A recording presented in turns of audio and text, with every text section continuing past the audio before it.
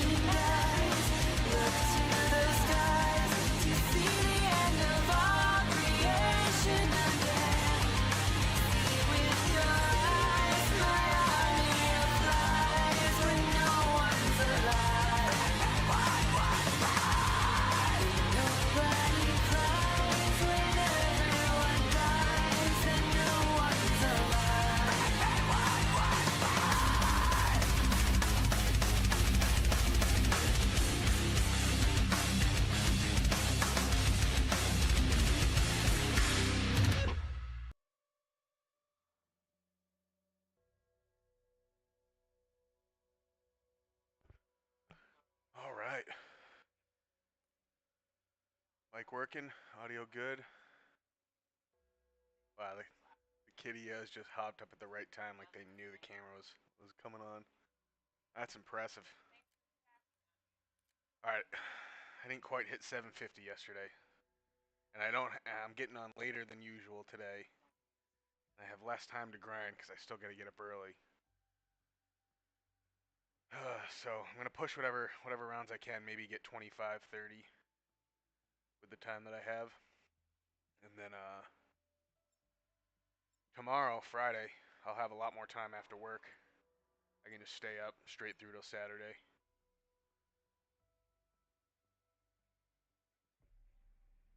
But I want to try to lighten the load as much as I can for the weekend. I want the weekend to just polish this game off. But it's so long. 6 hours, 23 minutes is what I did yesterday. And that was to get 47 rounds.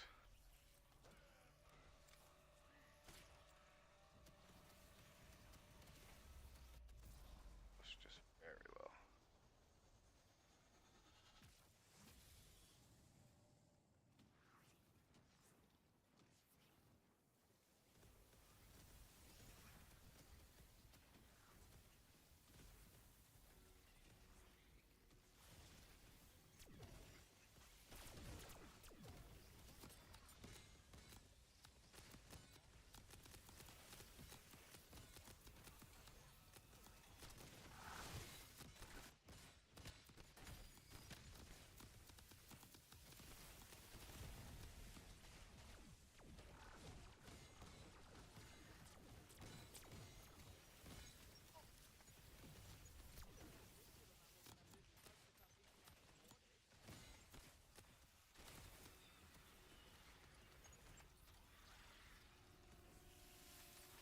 Oh, come on.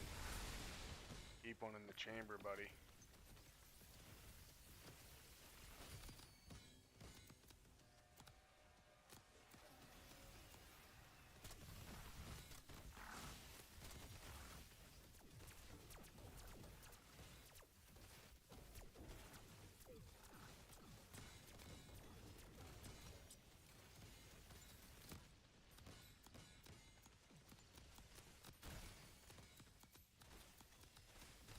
Damn, no decoys dropping? Are you kidding me?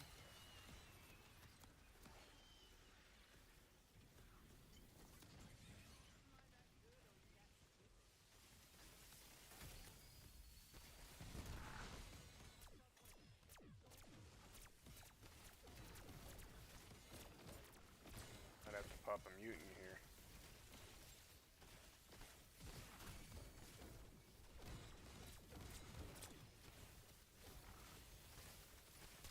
Yeah, I'm just gonna pop it.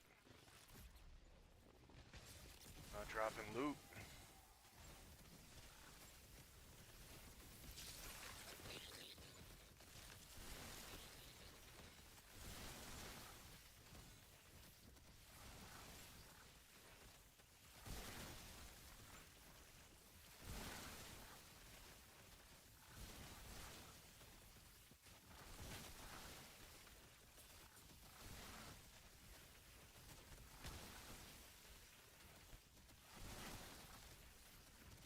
This might just be the move. Like, this is just way faster and easier.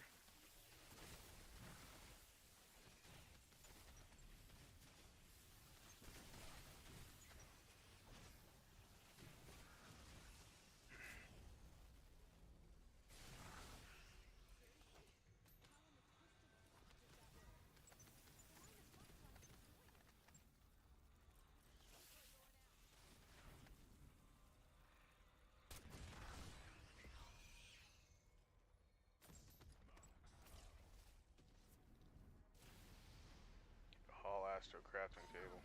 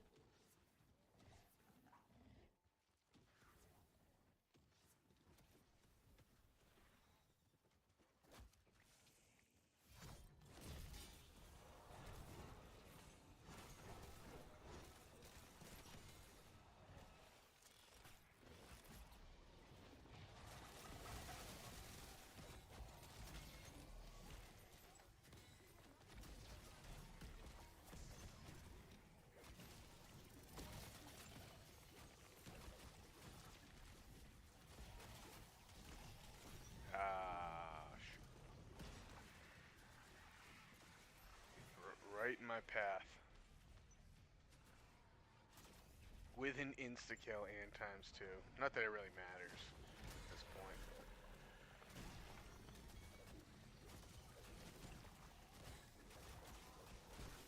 Although it does seem like after the nuke they spawn in pretty quick.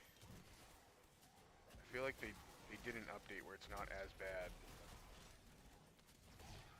Last couple, like the last week, it's felt like it's been pretty fast.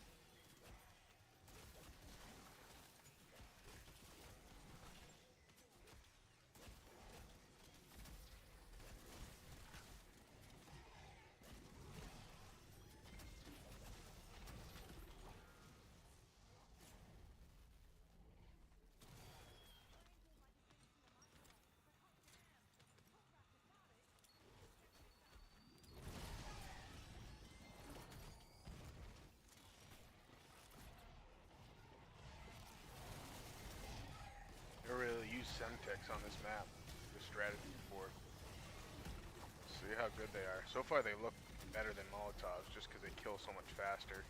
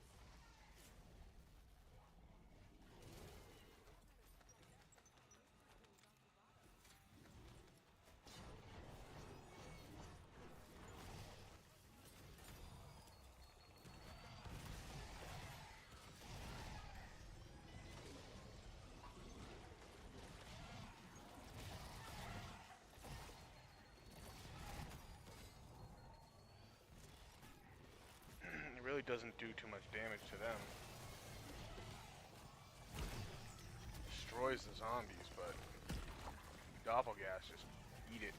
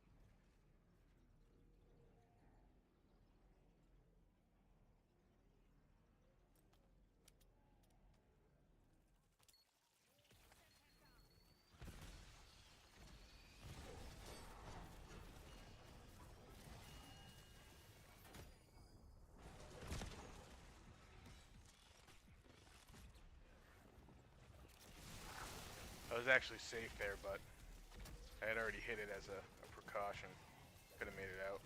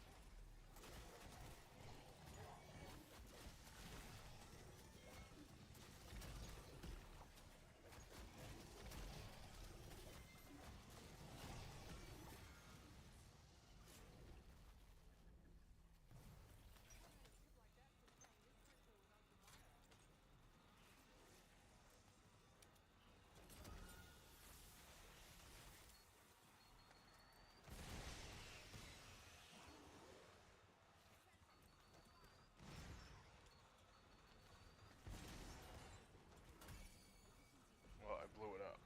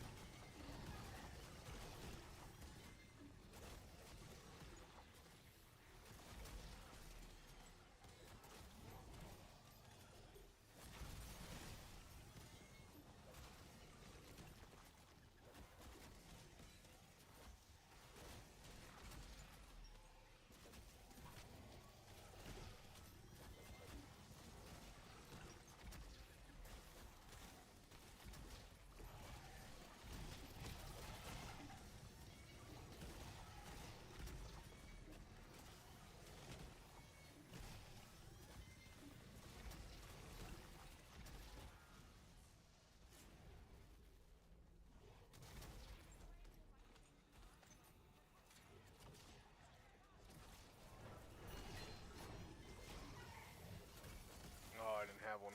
Thought I had one on me.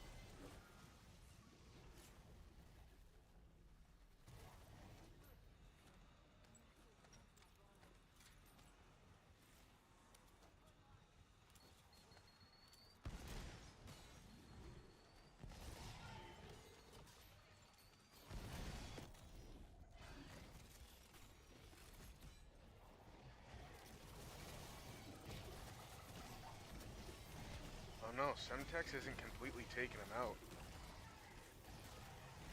Switch to like C4 or blast traps.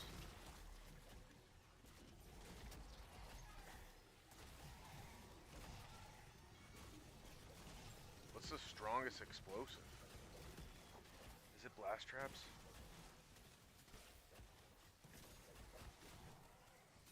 Cold War was C4.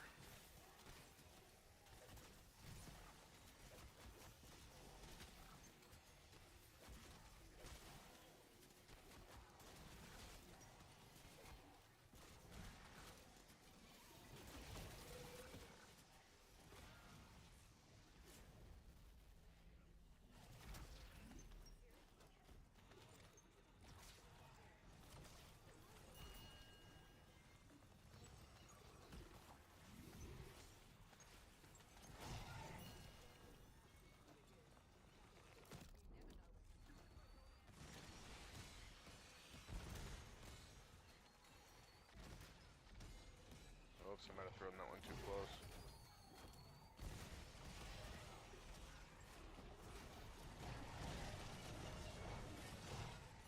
Ah.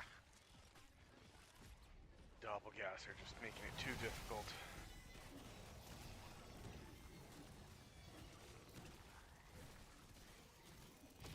I think I still need to just prioritize them before I start messing around with the grenades.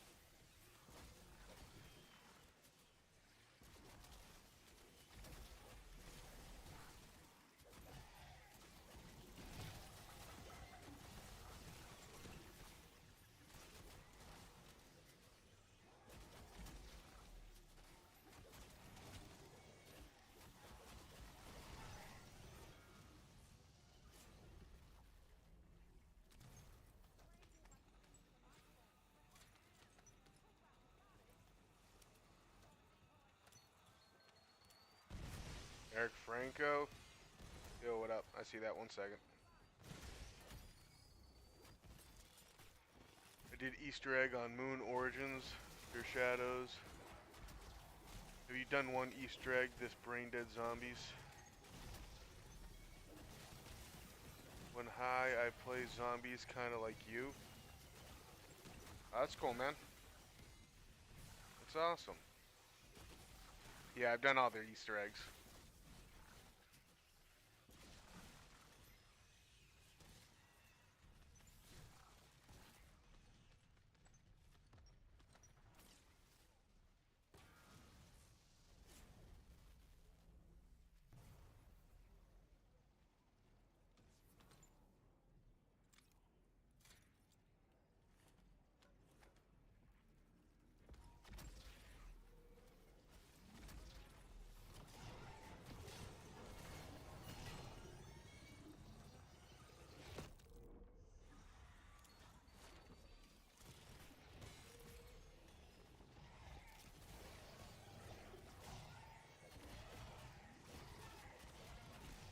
This play.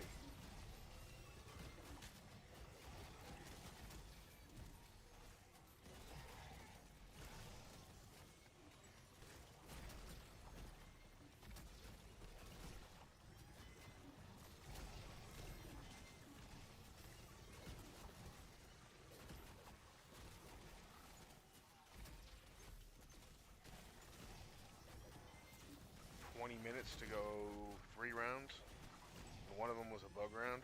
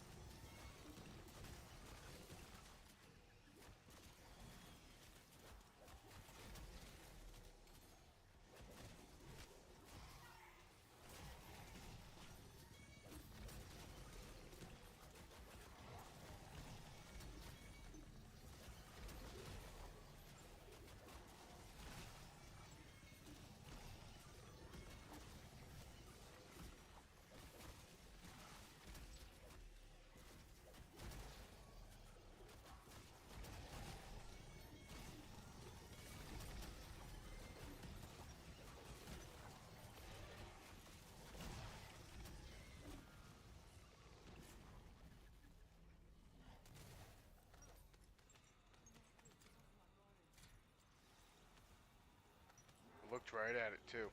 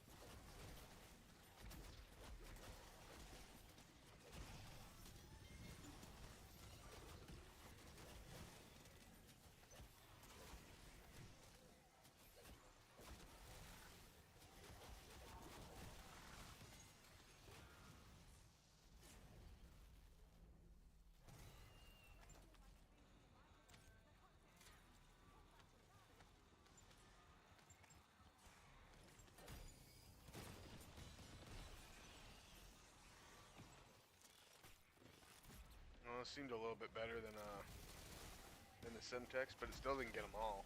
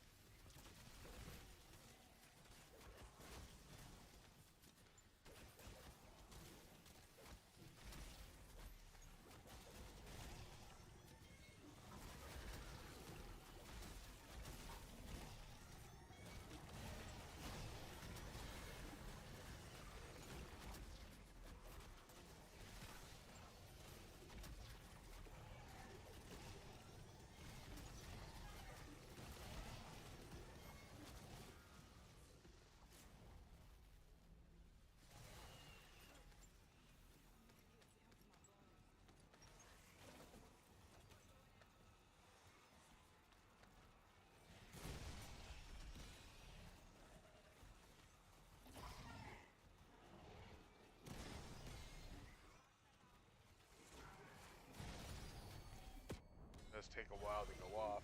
Oh, and by a mute. What a dumbass. What am I doing?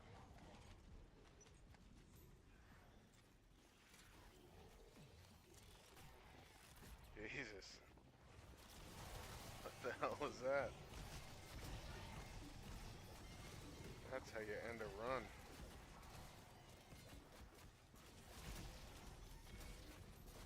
I just really wanted to test the blast trap.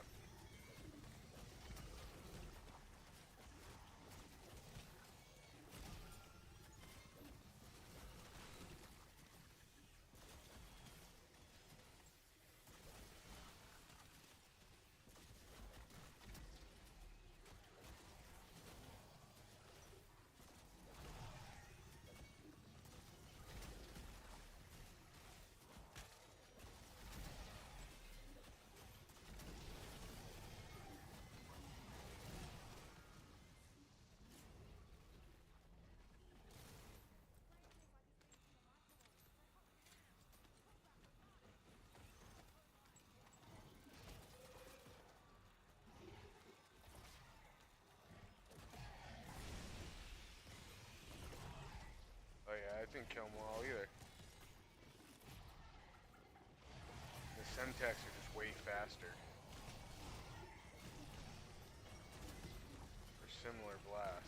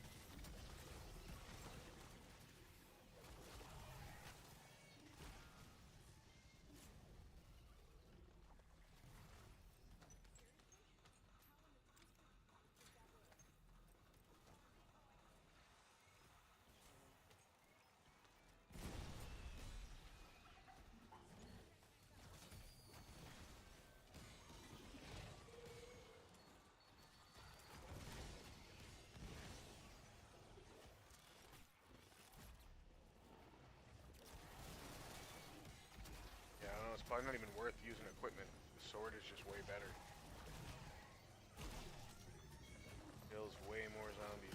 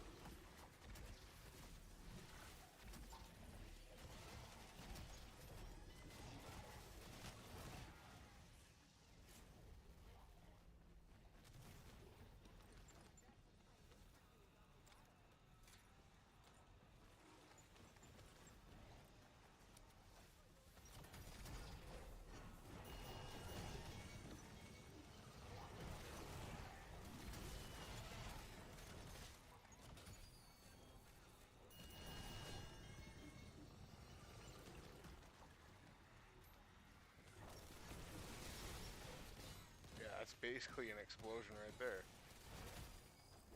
That's too late. Yeah, it just triggers the ammo mods way more. Which I don't know why. I have my equipment set to trigger ammo mods. I'm spamming it. Yeah, I think that the sword is just superior. Superior.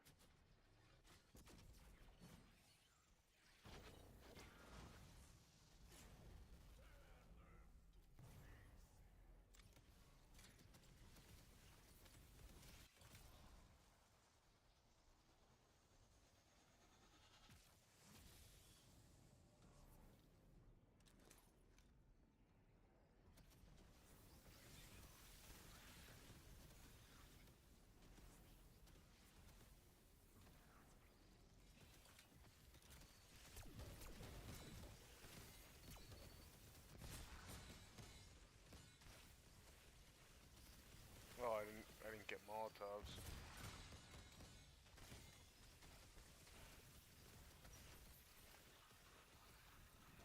Oh, whoops.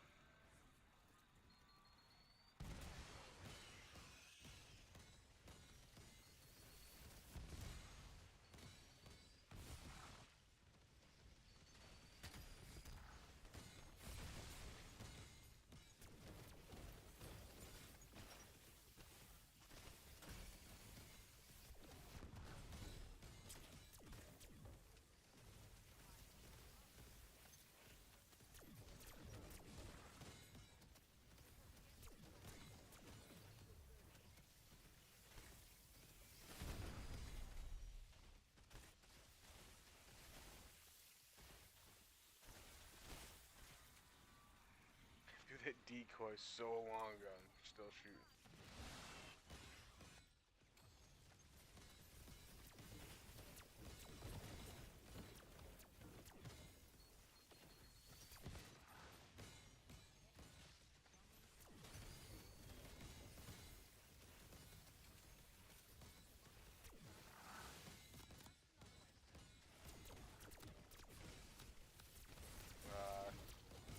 I threw that like it was a Semtex.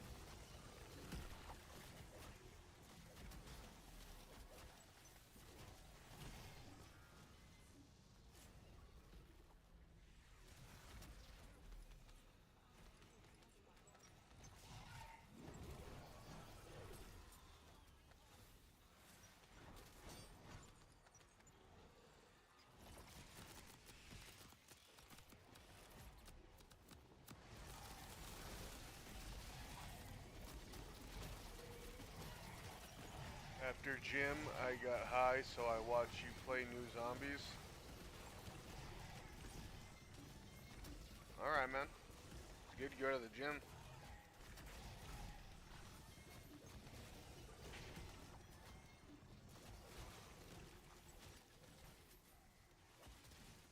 What gym you go to?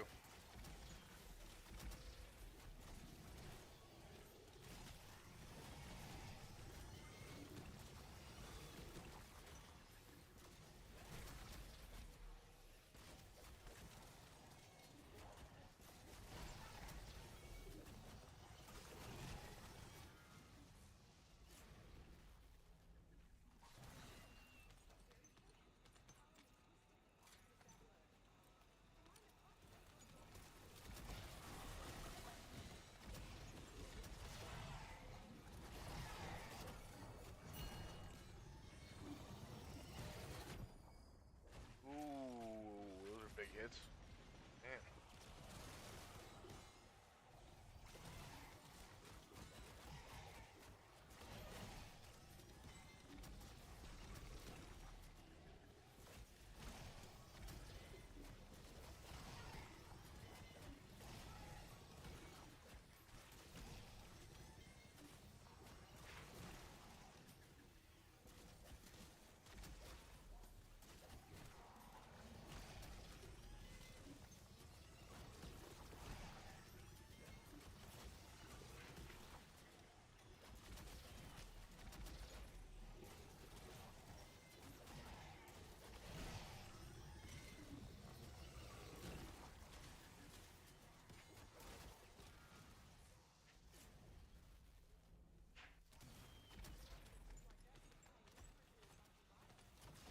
Ooh. Don't give me the tomahawk. Although the tomahawk's not bad. I actually haven't played around with it. I've seen other people use it and it looks pretty good.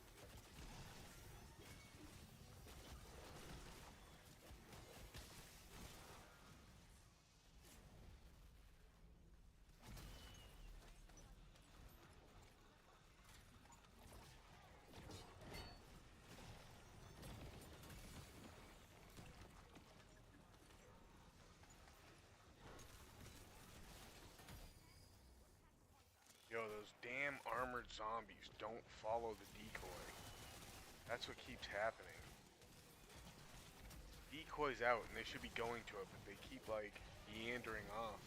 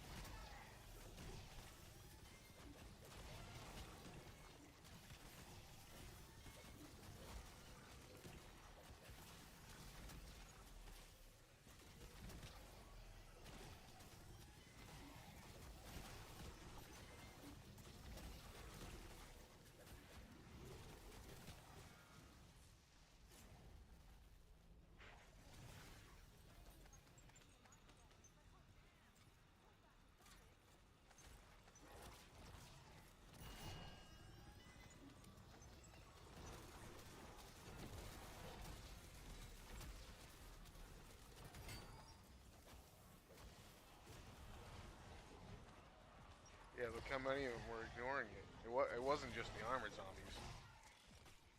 God damn. Why are they ignoring the decoy?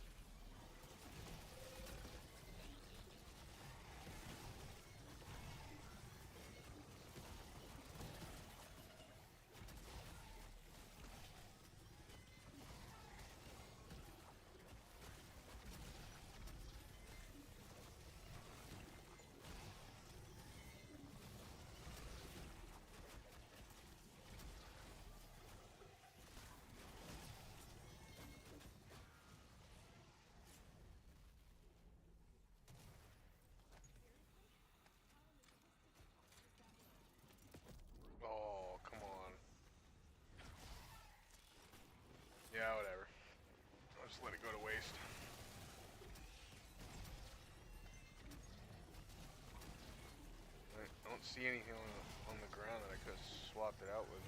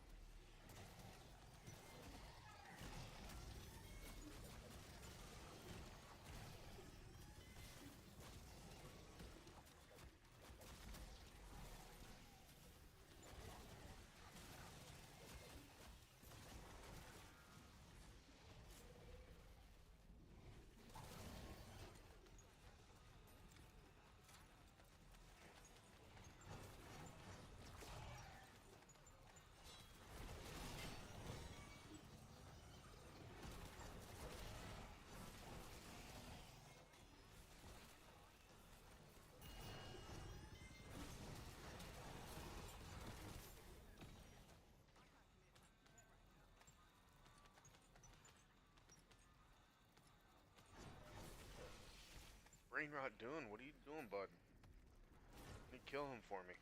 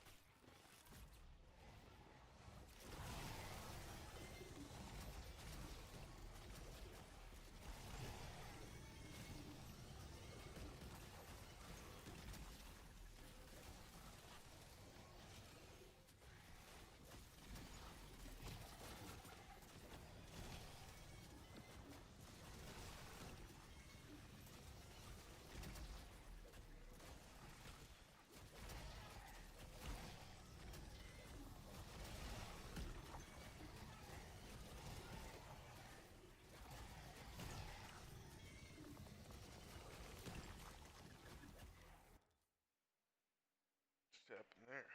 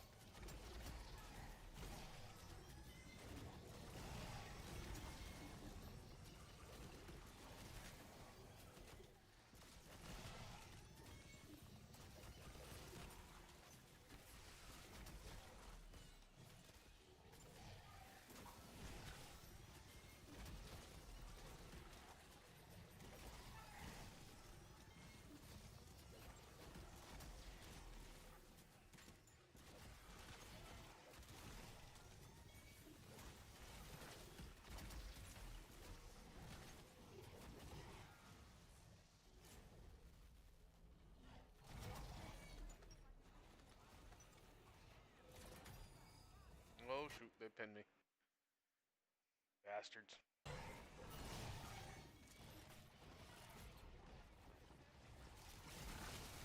Should just be able to easily exit out of that menu. Or still be able to just use your mutant injector from the menu.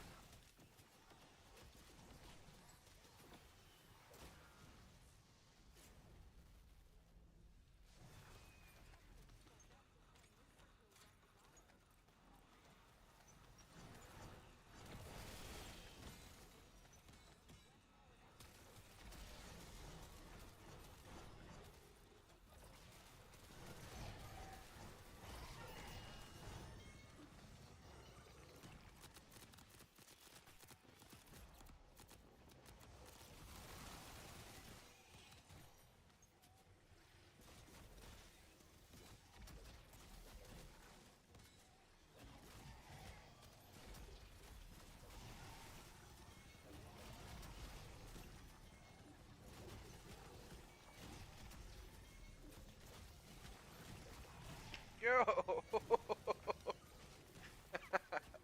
That's funny.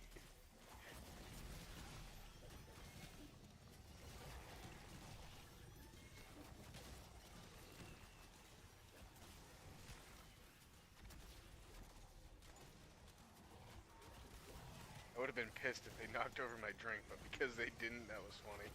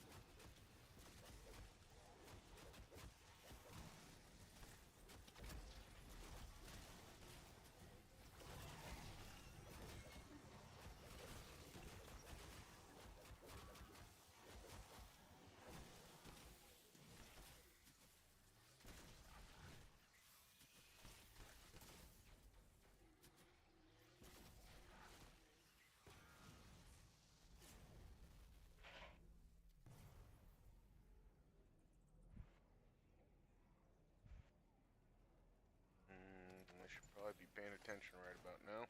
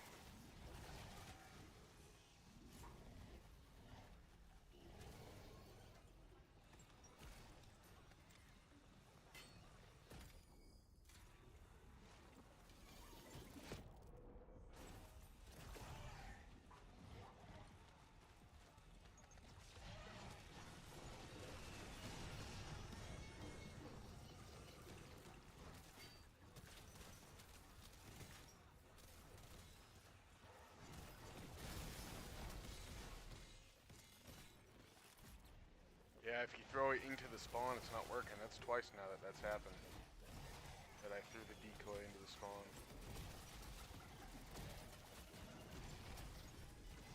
I don't remember that being a problem before. I tested that out. I first started using the decoys.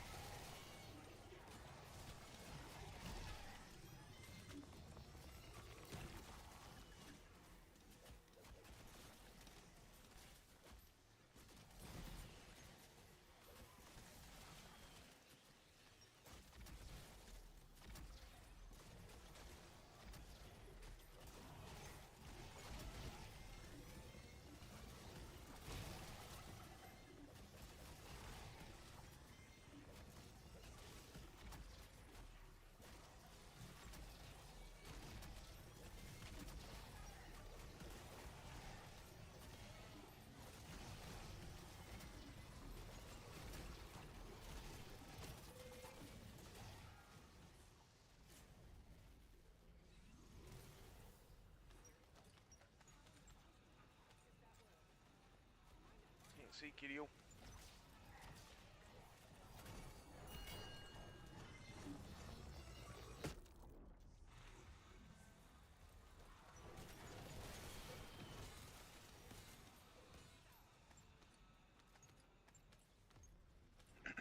Okay, I'm gonna save and quit here. Even though there's one on the ground. Need to give it up. So for this gobble gun to go.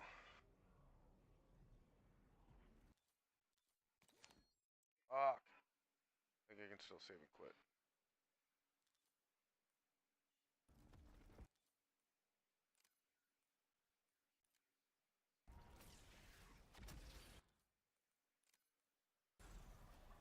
Damn, why does it do that? I'm just trying to exit.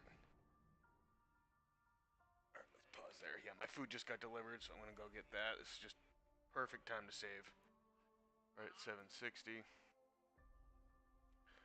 I'll take a short break and then I'll come back. Keep grinding till later tonight.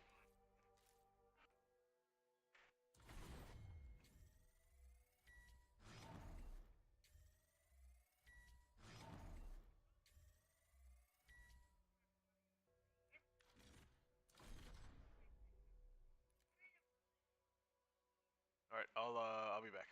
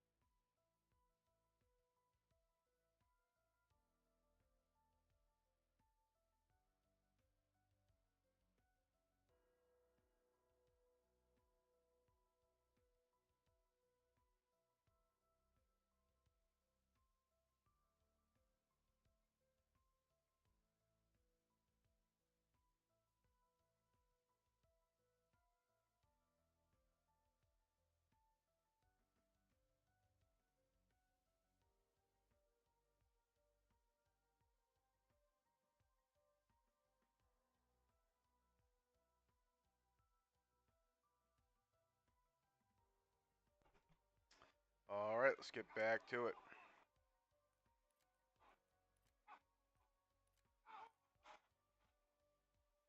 Let's see how much further we can go.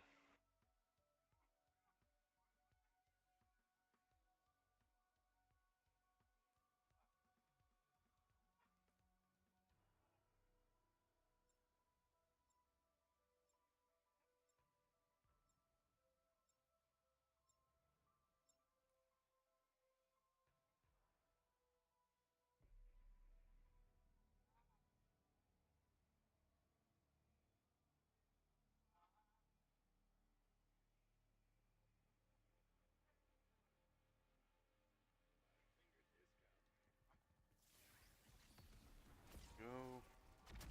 Banshee, yo, what up, brother? What's going on?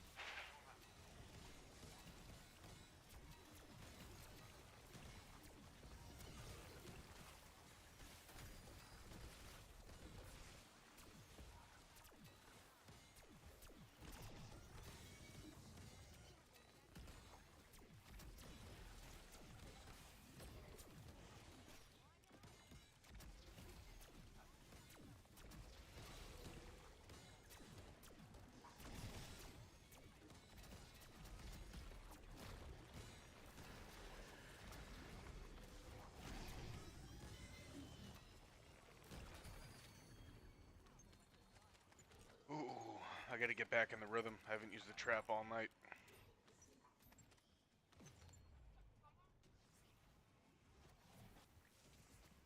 Gets to the point where I just start anticipating it.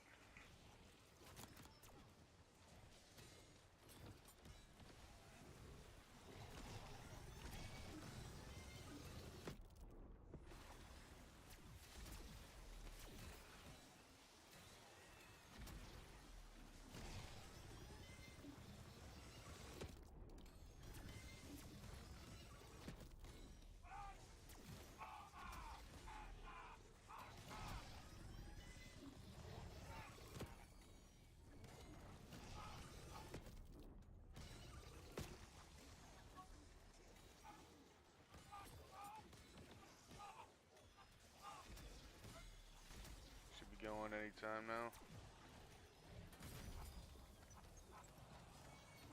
They usually throw out a parasite in an awkward location to get you to look away.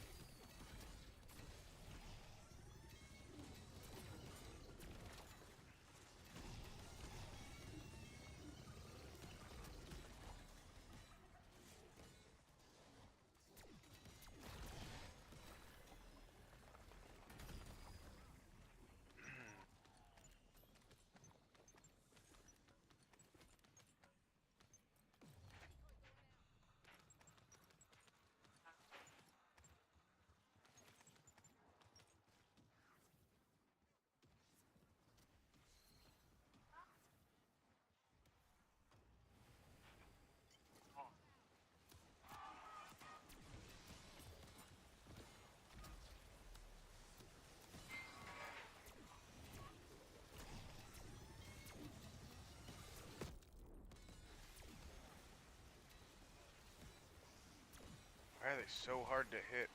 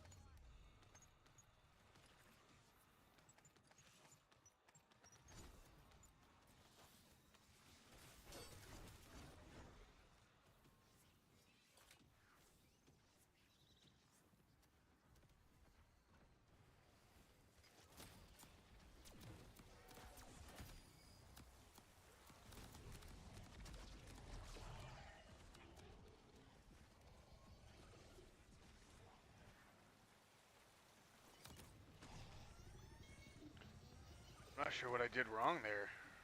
Did it just bug out, or was that a bad toss? It looked like everything was lit.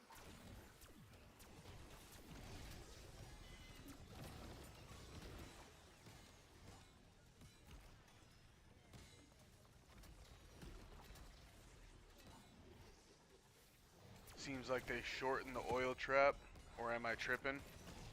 I don't know, no, I think it's still like 40 seconds. We can time it. I think when the strategy first came out, it was like 40, 45 seconds.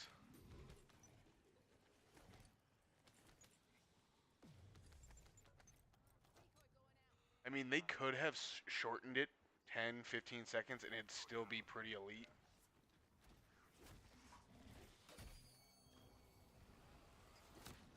Right there. That was perfect. That was like at 0 seconds, basically. We'll time it.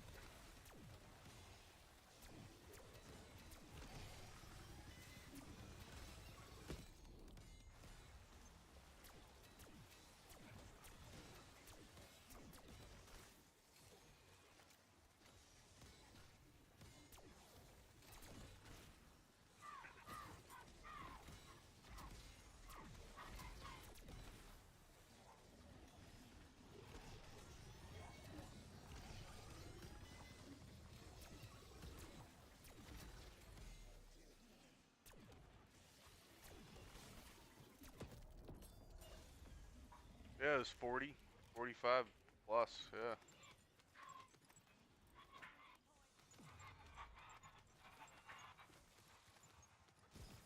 Yeah, so still pretty elite.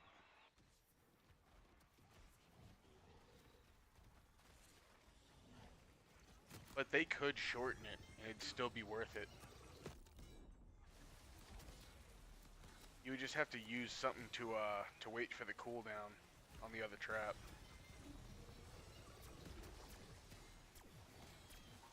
Which would actually make it a little bit harder to pull this strategy off in a good way, you know. It'd be a nice challenge.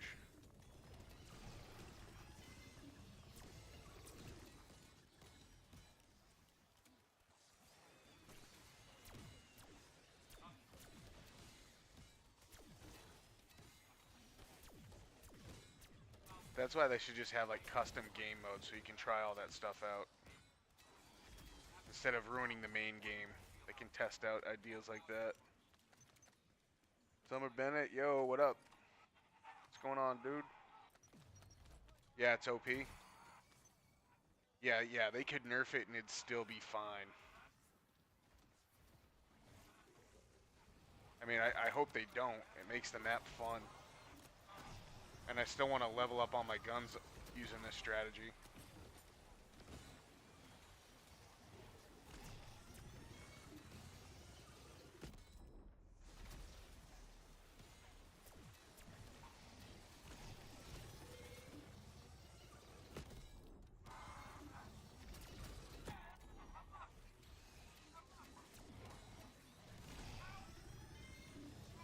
Yeah, like when I hit 999, I think I'll probably just hit the box and just start getting all the weapons I haven't fully upgraded yet and just use the trap.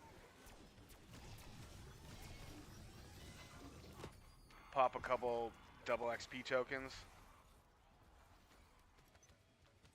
And then yeah, I'll finish off all those guns pretty quick.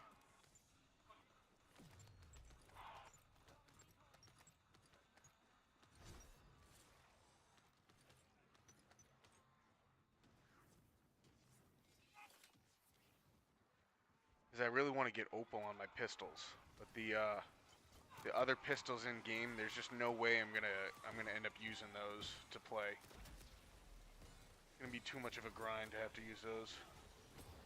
Do you not use the augment on Aether Shroud that makes it last longer? I use it and I have to pick up. Oh, you have time to pick up all the salvage.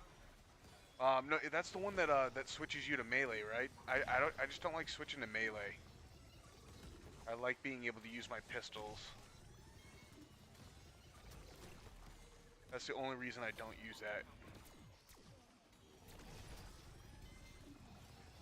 I'm on 362 at the moment. Nice. Nice, you're gonna have to grind. That new map's coming out. I'm so excited for the new map. But I still got a lot left to do on this map.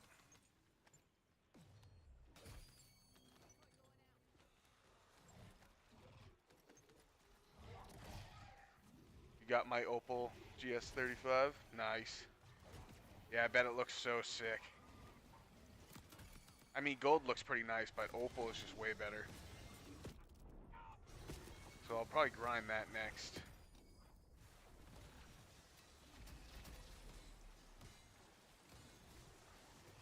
No, it doesn't just... It just makes you be able to use it longer. Oh, so then that's one of the minor augments then.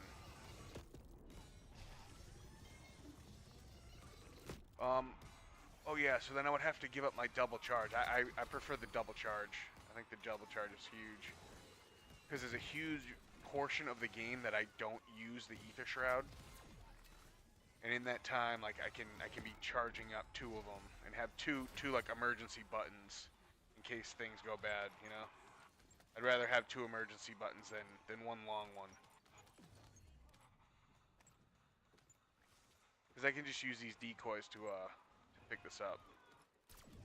And like really, I mean, it's only, there's only like 300 salvage I'm usually leaving behind. So I really shouldn't even be risking too much for it. Not really that worth it.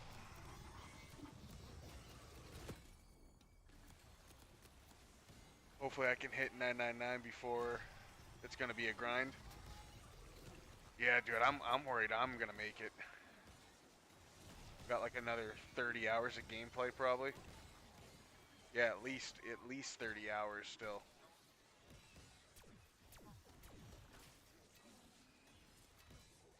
So I gotta cram all that in by Tuesday.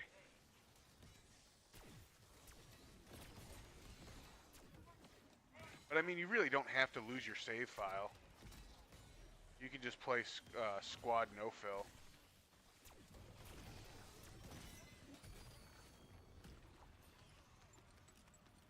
Fair enough. I might have lived if I had those 2 charges when I died on 277.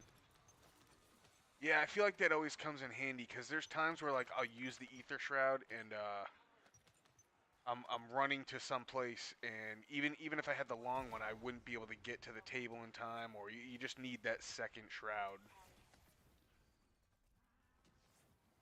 Definitely for the bomb step in the Terminus Easter egg. It's always been more valuable to me.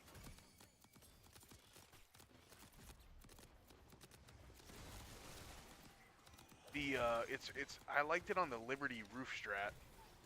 That was pretty good.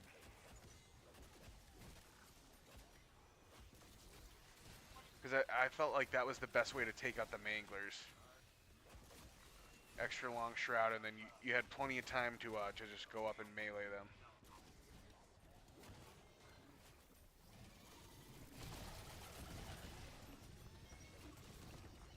And that one, like, you don't need as many like escape buttons. You can just always fall off the roof and you're fine. Like, never really have to worry. You don't even need score streaks on that map.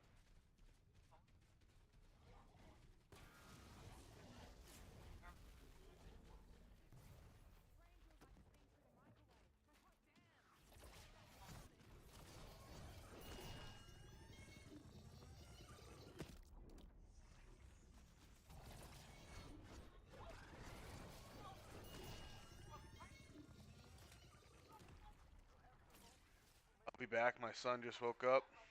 Oh, nice. All right. How long are rounds? When I'm doing the trap, it's like 10 minutes. Maybe a little bit more at this point. Last I timed it was 10 minutes. Doing the trap, and then it's like 7 minutes down in the tavern.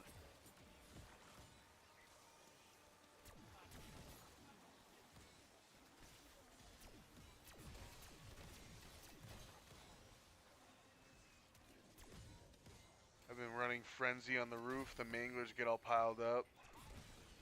As long as I have jet gun, they kind of stay still. Yeah, when I tried it, they would blitz through the zipline barrier.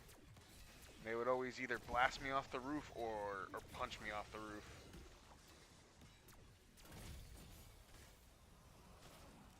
But yeah, Frenzied Guard. I haven't played around with that too much. Does that blast kill him off? Frenzied Guard is probably actually the best next to Energy Mine up on the roof.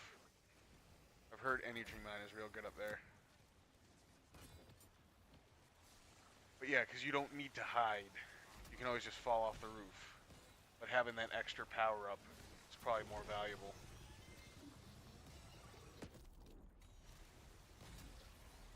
All to funnel right into the jet gun. You get them all to sprint right towards your jet gun. Get more for the ammo. Yeah, that happens to you a lot. Yeah, where they knock you off the roof. Yo, it's always when you get an insta-kill. As soon as you get an insta-kill and you think you're going to clear off a round real quick, they'll blast you off the roof and you got to run around.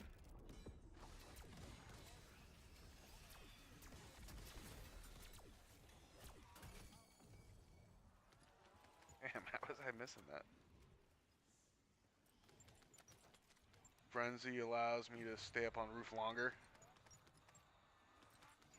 Yeah, I can see that. You can hold your ground once they start breaking through.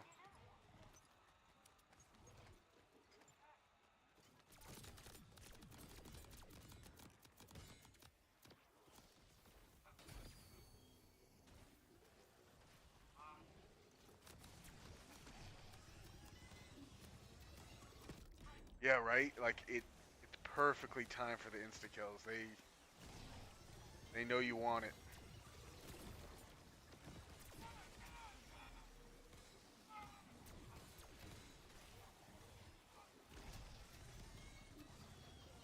I've been using the RC car on bug rounds.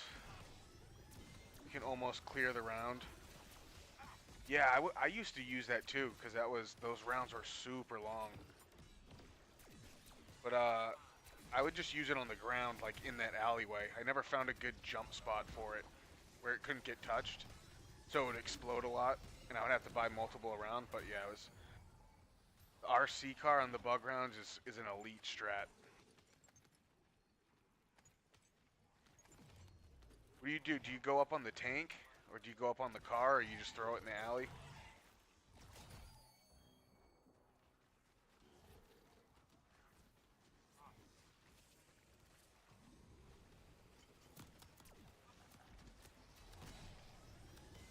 Put it right next to the window and the bugs can't hit it. Okay, so probably like right up against the wall next to the window. So as they spawn in, they're getting blasted.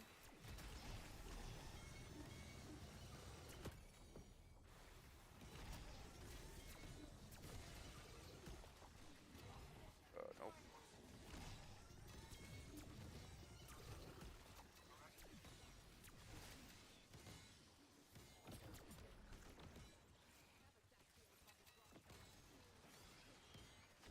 It gets hit sometimes, but right next to the window usually will do it.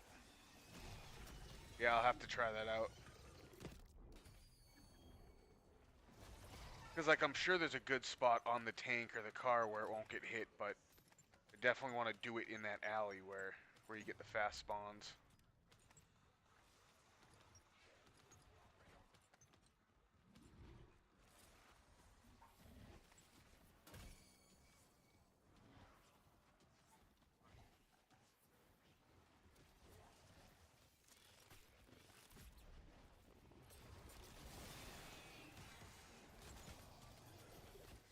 Yeah, I wanna utilize more RC strats. It makes sense early game. After watching Decal do that that spawn room challenge with the RCs, you can just spend 1,000 and you end up gaining like 2,000.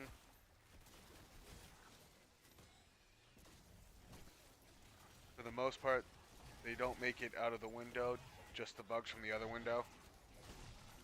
Yeah, they just slowly walk up. So it's blasting them through the wall. That's pretty good.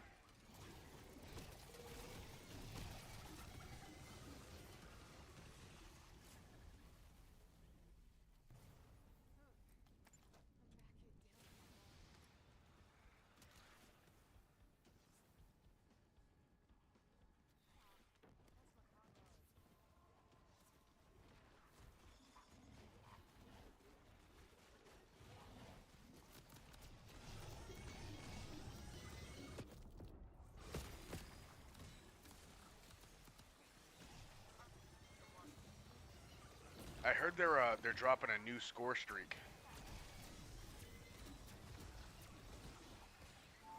But it better be better than the hand cannon.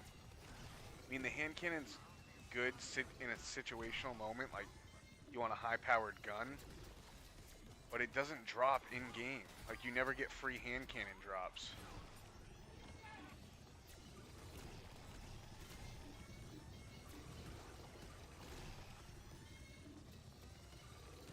They put it in the game, but didn't include it in the drop system.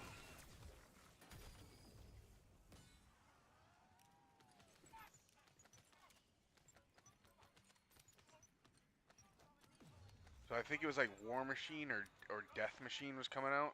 I don't remember which one it was. It's either the, like, I'll have to double check. War Machine or Death Machine. One was like the grenade launcher and the other one was like a minigun. I forget what the difference was. The War Machine. Yeah, which one was that? Is that the grenade launcher?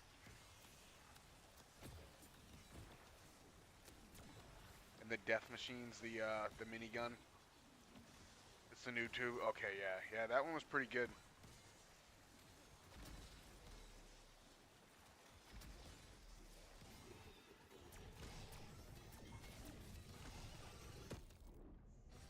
That one, yeah, in Cold War, it would just destroy the hordes.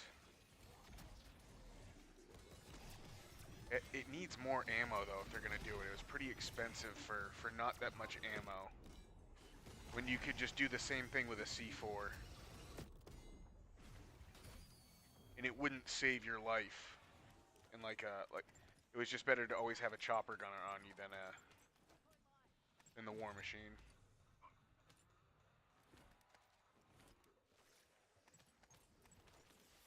I think they gotta just add that that God mode element to all the score streaks, so that they're worth using. Like the sentry gun needs a buff. You should be able to place that quick and be in God mode while you place it. For some reason they made it so that you're super vulnerable while you're placing it.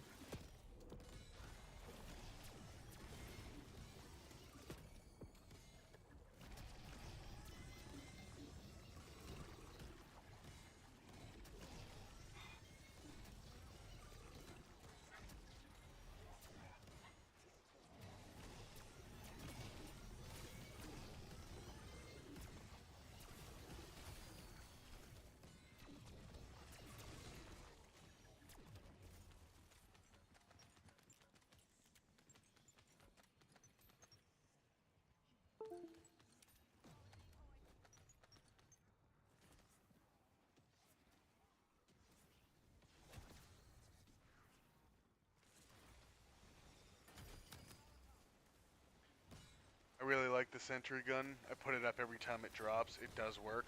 Oh yeah, no, I agree. It's super powerful. It does massive damage, but like if you see one mid-round, and like you think you have a second, or if I were to throw a decoy down, it'd be risky for me to like pick it up and try to place it. But like if I see an artillery, I can quickly grab that and and launch that. Not when you don't have God mode, but it's still like pretty quick to launch.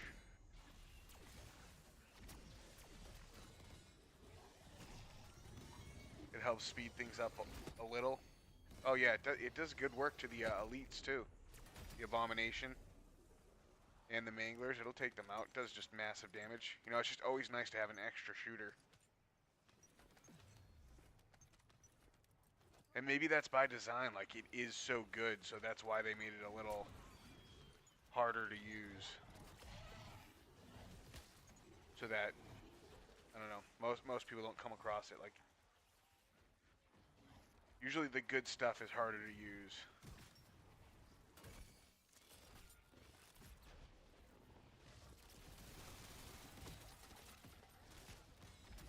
I've never tried it with the decoy strategy. I gotta time myself placing a sentry gun and see how long it takes. And then see if like the length of one decoy will give me enough time to do it.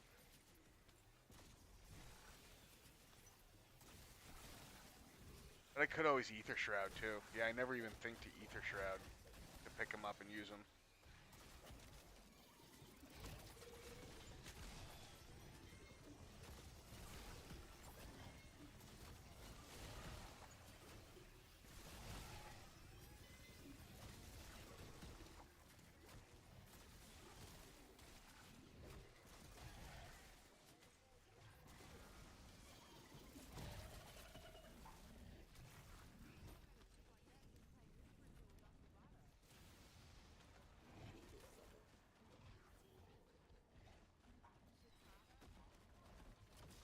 Yeah, is that one there?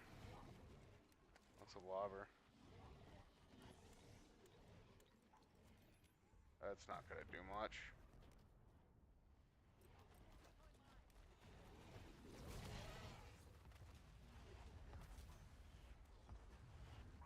See, why is it hitting all the way over here?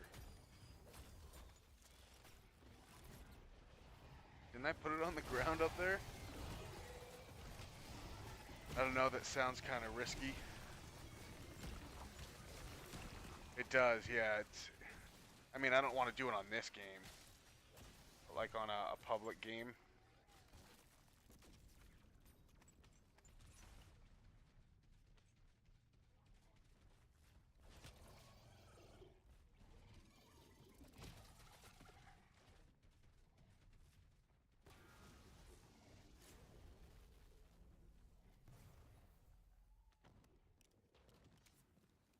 Yeah, let's do it right now. At the end of the round.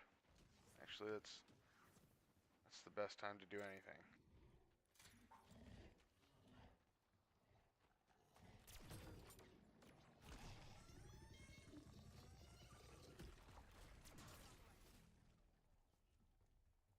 Less than 5 seconds. Decoy is...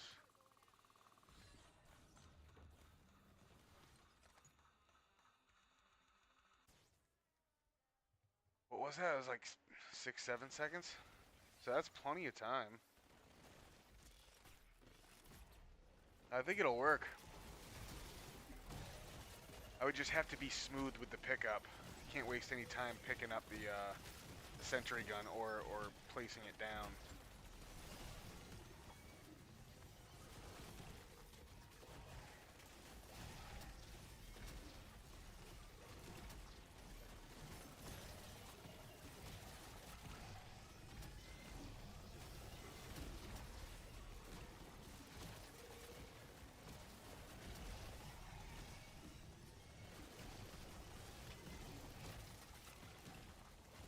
This thing should go off with insta-kill.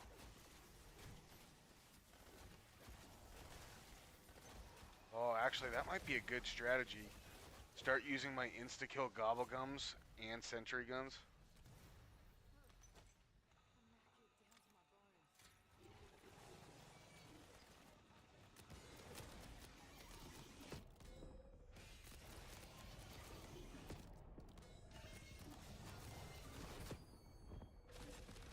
Oh, whoa, whoa. Insta-kill just always puts me at risk.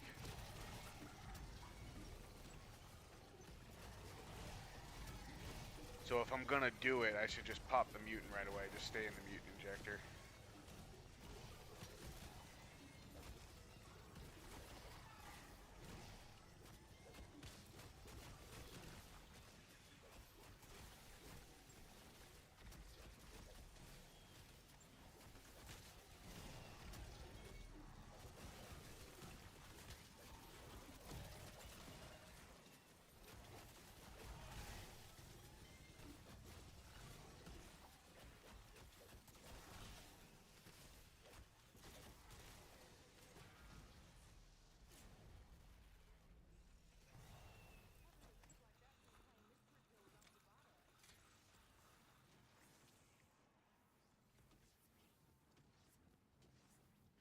Yeah, I think I can work that into the strategy down in the tavern. Oh, whoops, I gotta change guns here.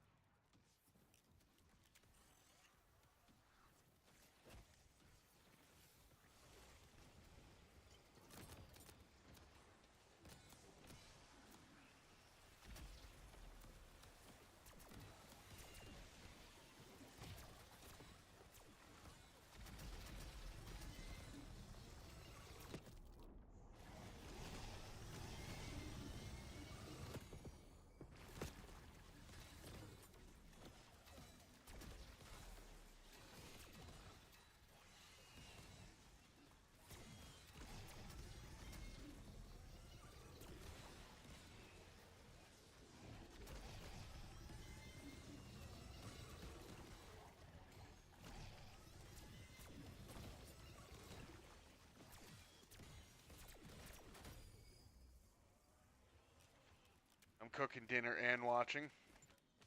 Hell yeah. Chicken burritos? Oh, that sounds good.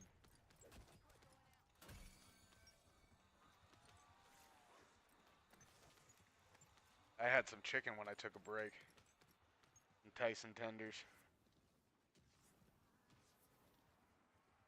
I love those. You just toss them in the oven and then magically, like 25 minutes later, there's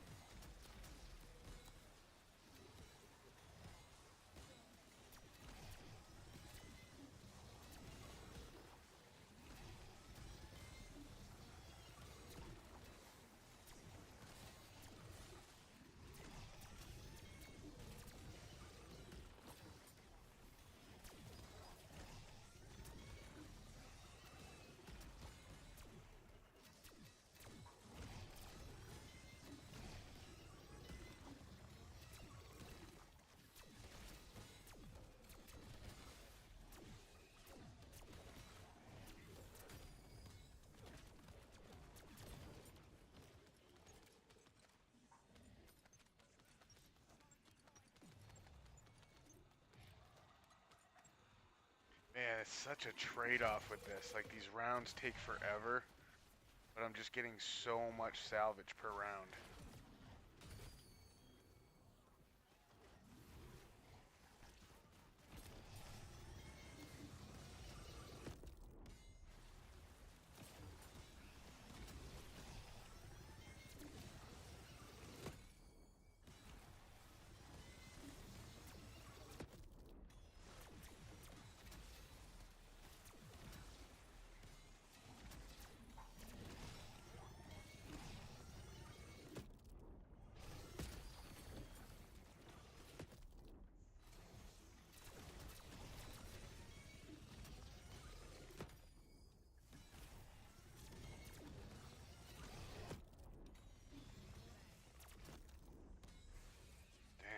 taking a heat that whole time. Oh, homemade burritos, homemade taco seasoning. Dang, so you must like to cook.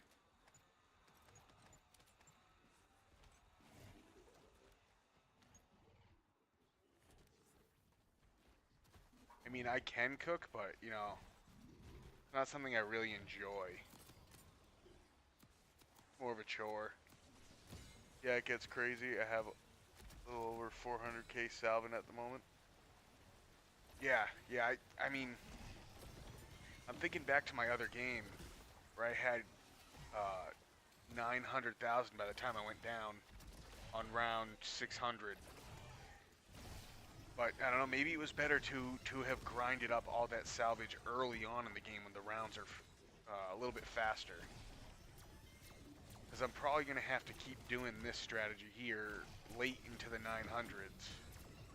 And that's going to take a long time per round. I mean, I'll gain a lot of salvage back, but it's just going to make the game take longer. I don't know if in the long run this strategy's faster. So far it's been 4 hours faster. But I mean, I got another 30 hours to go, so that it could all change in the late game if I have to keep grinding salvage in the 900s.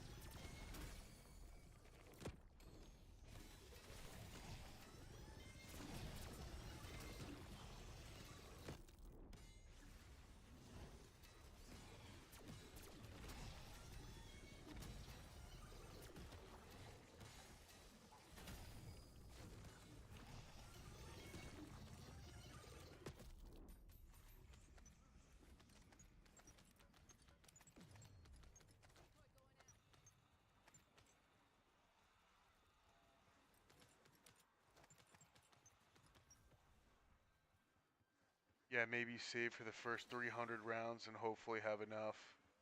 Get you deep into the 900s. Yeah, I had a good amount. Every once in a while, like in the early 300s, I was burning off salvage, but it'd probably be best to go right up to like 500 or 600, and then just mangler spam from there. Like, that's what I should have been doing. I think I did it right in my last game. I messed up and I went down like a bonehead. I just totally screwed up a good game. But that was probably the best way to do it, is like save up all that salvage, 500-600 rounds, hit max salvage, and then just spend the rest of the game down in the tavern.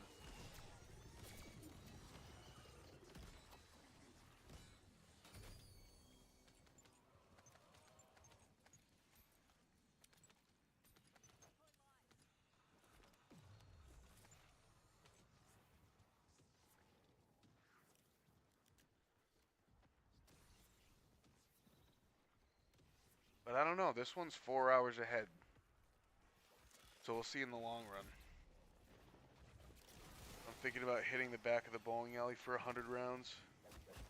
See how much salvage that takes. Yeah, I know that does eat up the salvage, but it's definitely going to speed up your rounds. So it's like, it's worth mixing in the run. And then when you need to go get more salvage, just go back to the roof. But I don't know, I never really wanted to try the bowling alley strategy just because the delay on the jet gun would just drive me crazy. It was always so slow switching between weapons. I never felt like I'd have enough time. I never really tried it. I probably should try it. But it just didn't seem like I would have enough time to do all the stuff I needed to do there.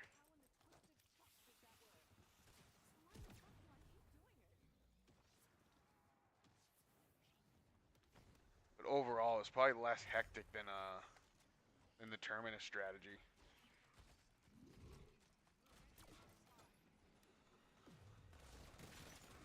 Oh, I should have picked up the other one to reset the time.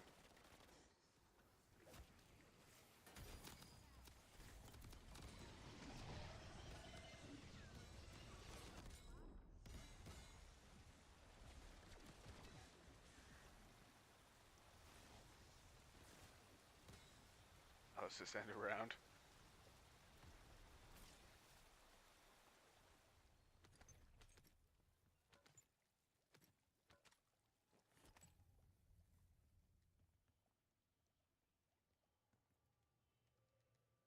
Well, you can pick it back up, huh? Put a bug round? Oh yeah. Run super slow with it. Oh, so I can drop it. I still have my mutant. I can pick it back up. I have my mutant. Is it still being used right now? Is it on a timer? Like, am I going to place it there and it's just going to disappear? Here's fine. Yeah, super risky. I don't have ether shroud or decoys.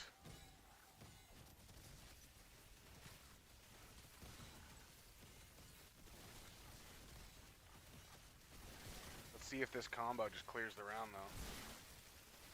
These rounds are getting pretty long.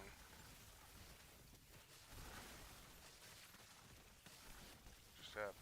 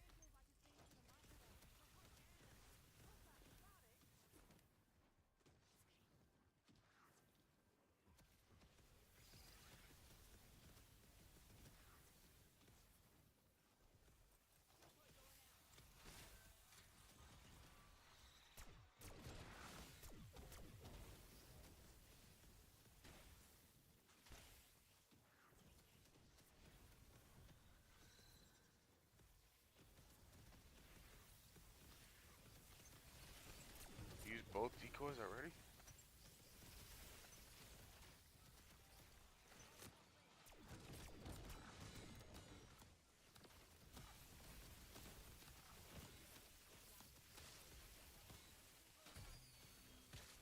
What happened to the decoy?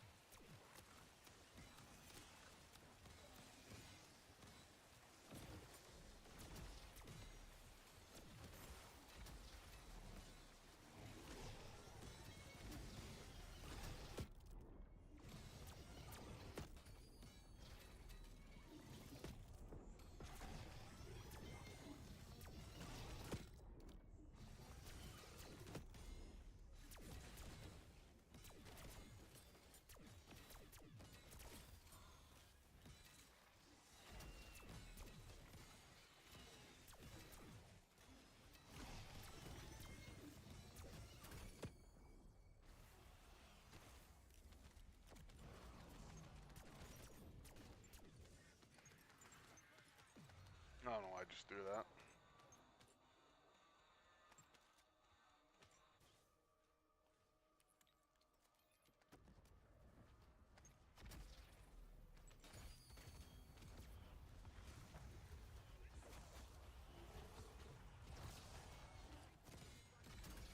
Oh, they're just not even going for it. Or it probably blew up.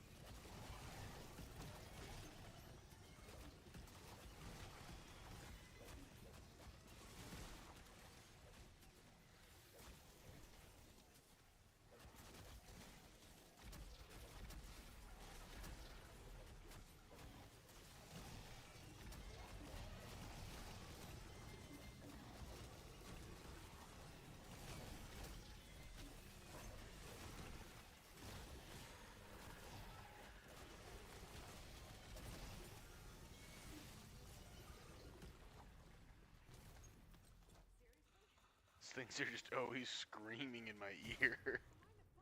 Just non-stop. I only just now realized it, that that's just all they're doing. Is it on the other side? I thought there was a mutant there.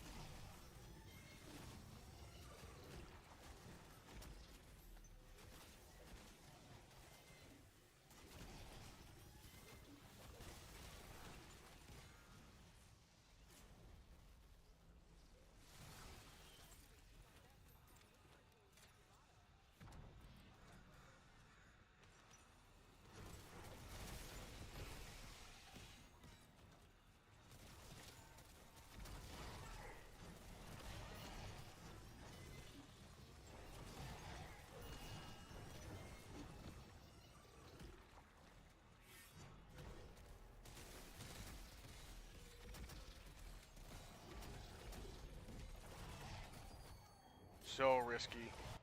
Oh no. No, I shouldn't have done that. That was so dumb. Shit. Fuck, I wanted to try it though. Fuck. It just takes too long. Ether Shroud wasn't long enough, huh? Probably could have thrown a decoy.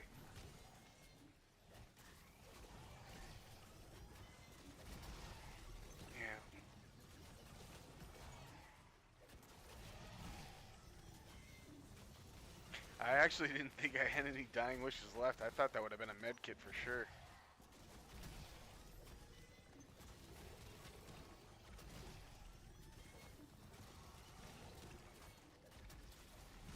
Damn, I really want to use sentry guns with insta-kill too. I gotta find a better time to place it.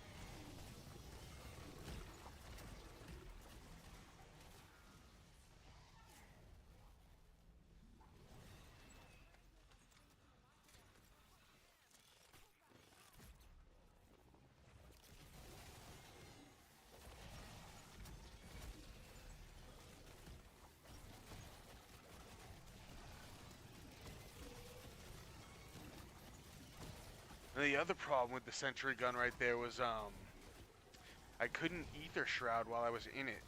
Didn't immediately let me ether shroud.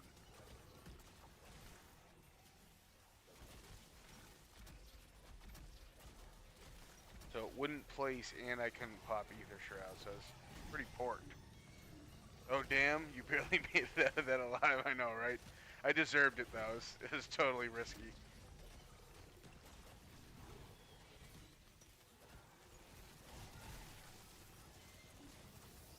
I guess I had a dying wish left. It looked like it was good placement too. I thought it would be good with... I'm just gonna pop this until I can get a quick revive. Just keep insta-popping them. Yeah, it needs a buff.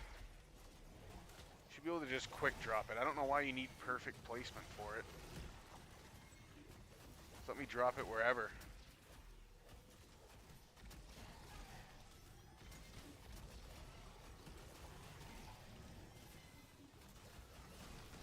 Yeah, that was dumb. I liked it for the bug round. I feel like I could make it work in the bug round somehow.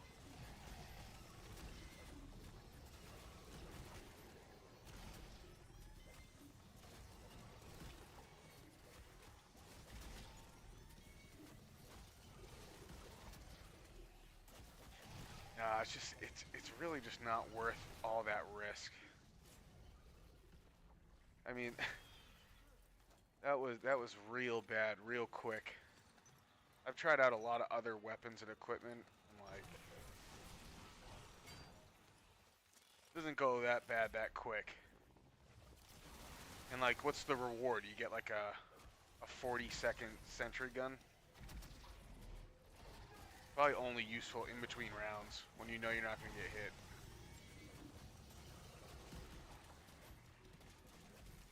Because it does do work.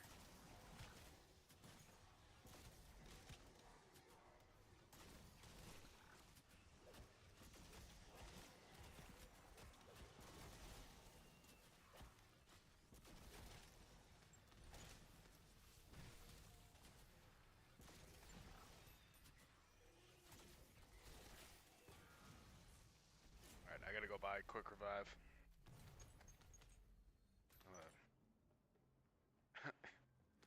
Because I was being dumb.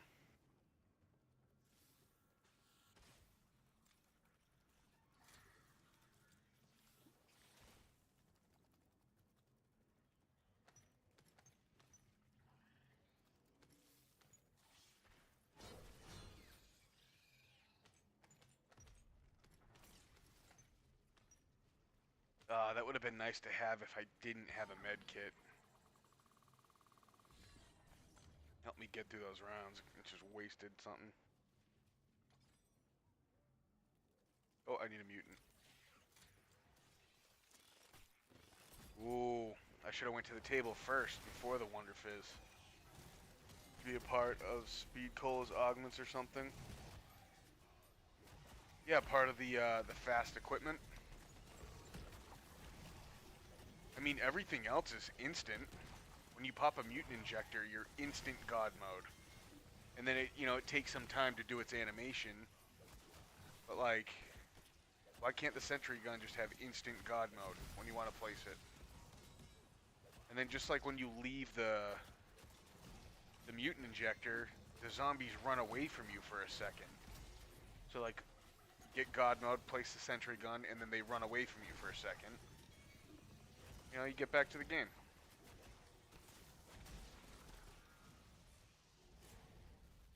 I only put them up in between rounds. Yeah, that seems like the only safe time to do it. I'm just never thinking to look in between rounds. I'm just always going right to the table. I guess I could buy them from the table in between rounds.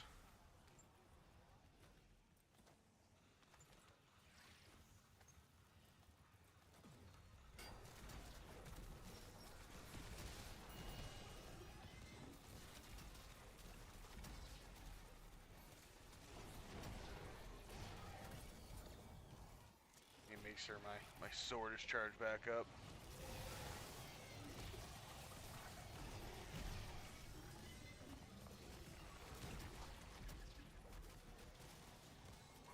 Yeah, second is all we really need. Just long enough to put it down. Yeah, I agree. Like the chopper gunner, when the chopper gunner, when you exit that, you don't have as much time while the zombies run away from you like you do when you leave the mutant injector. So it's not like everyone has to be the same, you know. Each score streak can have a little different timing. It's actually pretty dangerous when you exit the chopper gunner because they're just coming right for you. I try to avoid it. They could do something similar. Like, it's still worth using because they give you at least like a second, but it's nowhere near the time you get with the mutant injector. Like, you get a lot of free time.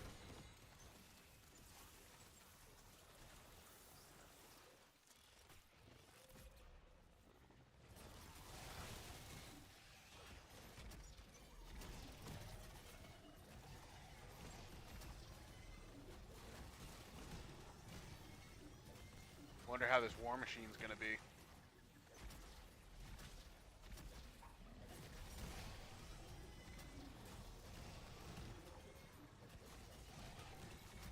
It's probably just gonna nuke the boss. Take that into the boss fight. Probably just blast through its phases.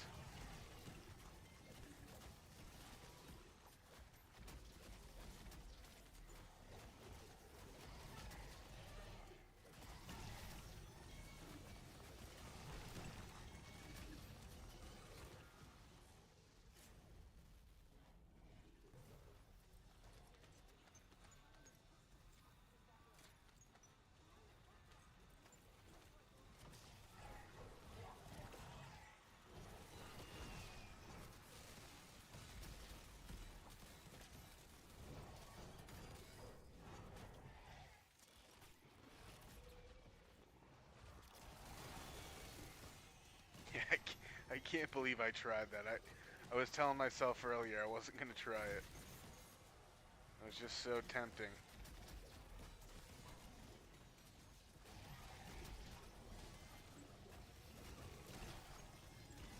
And what's the point of playing all these rounds if I can't test out strategies?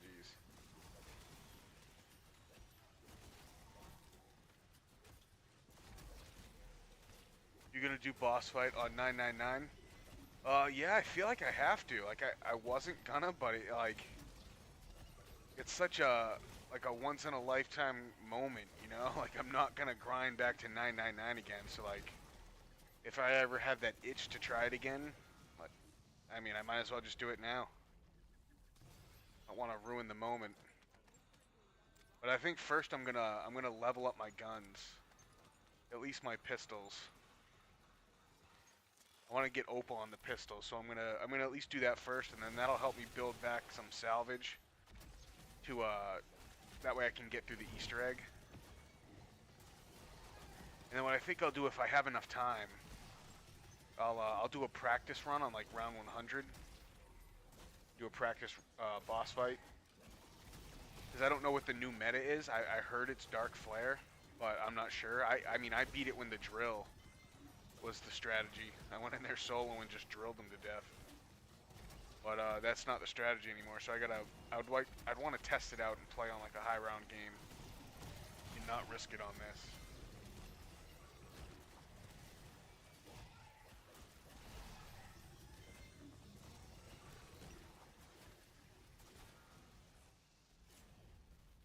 You can do it? I think so. I think so.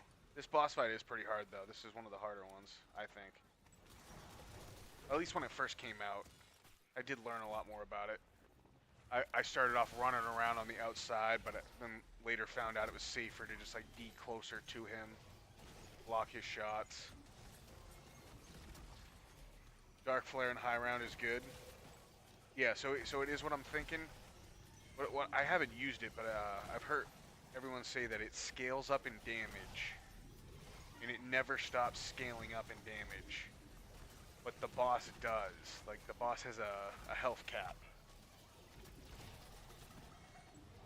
Does Dark Flare have multiple charges?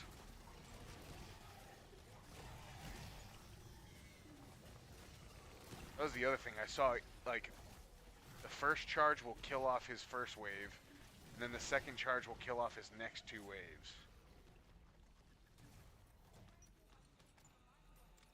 But yeah, honestly, I actually used Dark Flare when it first came out, and it sucked so bad that I was like, I'm not using this. The energy mine's way better for leveling up and getting XP. So I just never went back to Dark Flare, just because of how bad it was at launch. So I don't even know, like, if it holds multiple charges. As of right now, I think the only one I know of is Aether Shroud that has multiple charges. Oh, and Energy Mine too, yeah. Not sure, I'll have to check. If not, then I can go in there with, like, I can go in with Power Keg and a Raindrops. And then that, like, go in with a full charge, Raindrops, and Power Keg, that'd be 3 charges. Go in with, like, another Perkaholics in case I go down.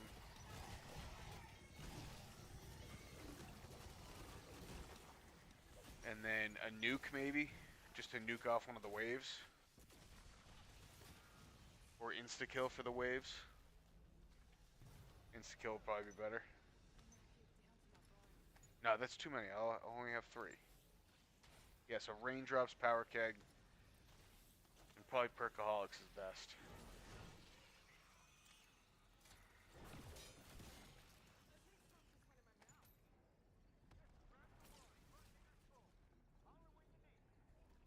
Although Idolize might be better than Perkaholics. If Dark Flare is as OP as it sounds, then I probably won't need Perkaholics. I won't go down. Like, I'll just obliterate him with Dark Flare, right? So just go in with Idolize.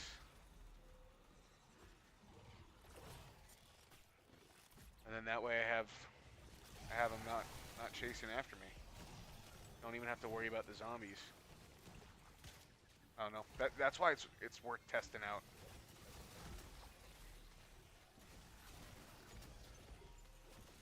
Only get 1 shot on this game.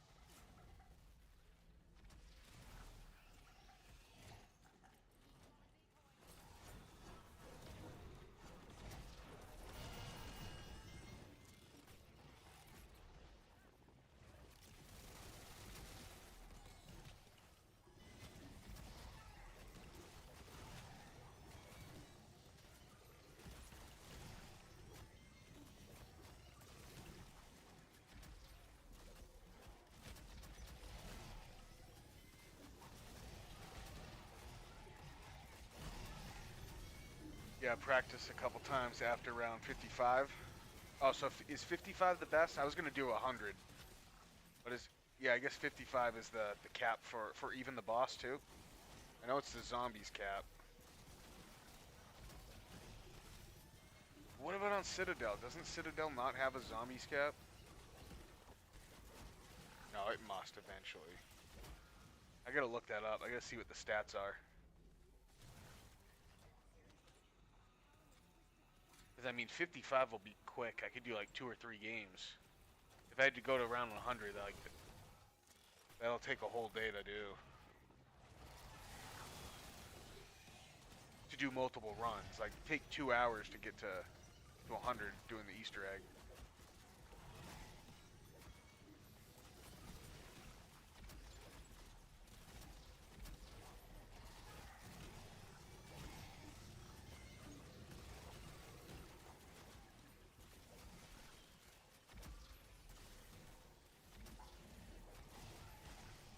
Yeah, I'm pretty sure it caps at 55. Okay.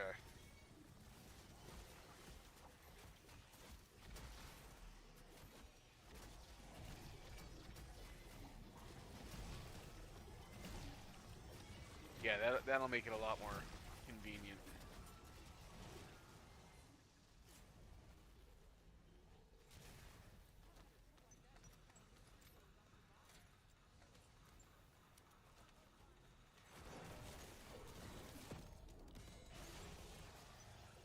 So it'd probably be like hour games. I do the Easter egg in like 40 minutes.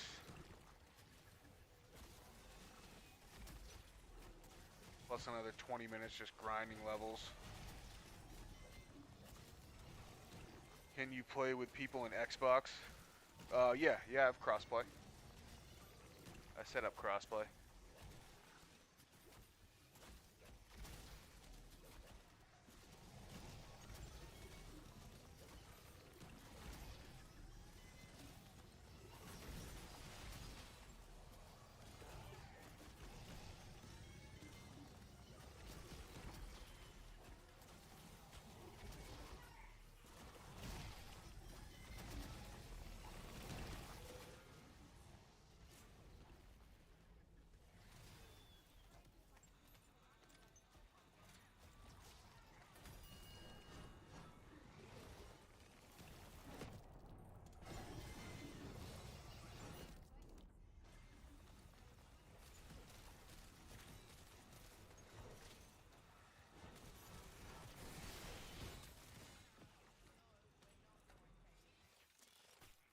Oyster, yo.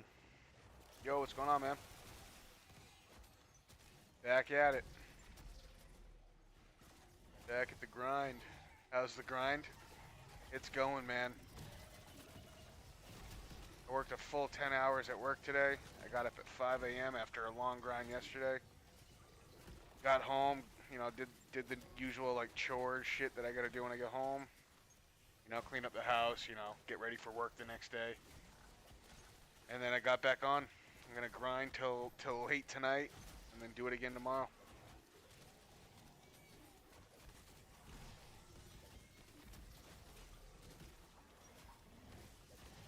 Like, I feel a little tired, but my eyes aren't bad. Like, if my eyes start getting sore and like dry, it'll be tough. But my eyes feel good, so I'm gonna be able to get through this pretty easily.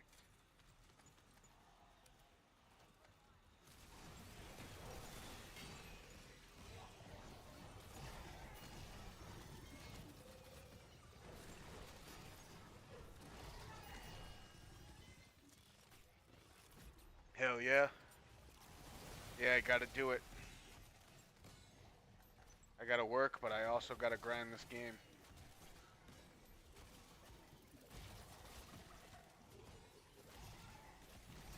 I got the no perk record on Liberty. Oh, nice. Nice, dude. So you got it on both maps now?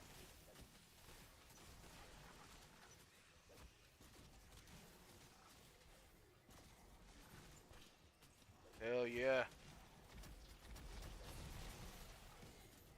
What'd you use? You do the trap strat? Or did you do up on the rooftop?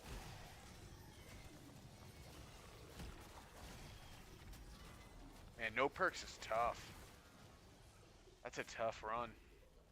That's impressive.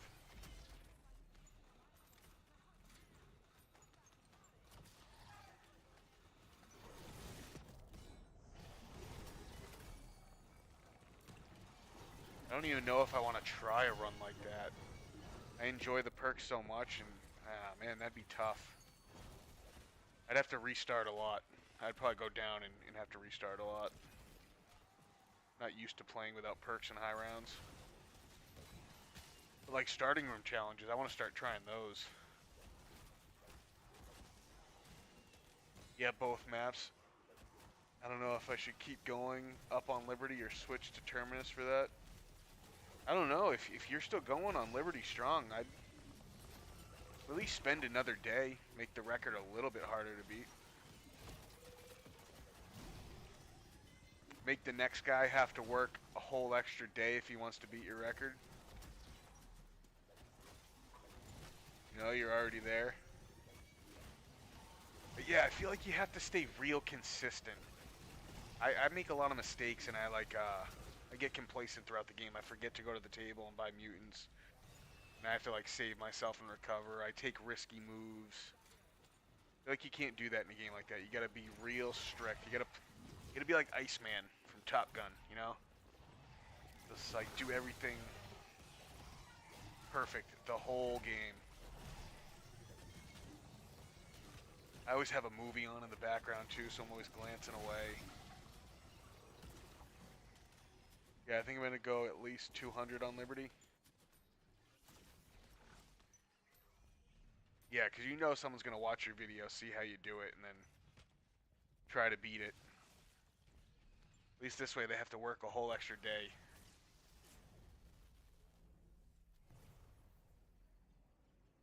And then there's still a ton of days for you to do Terminus, right? Oh, it's probably best to just go right for the new map and then go back to Terminus.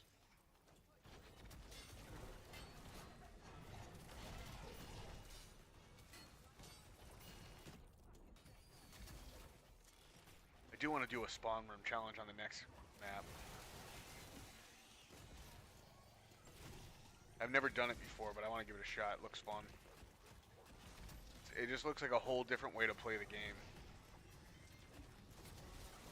Which I guess the no perk challenges too. It becomes a whole different game at that point. Because the strategies are totally different.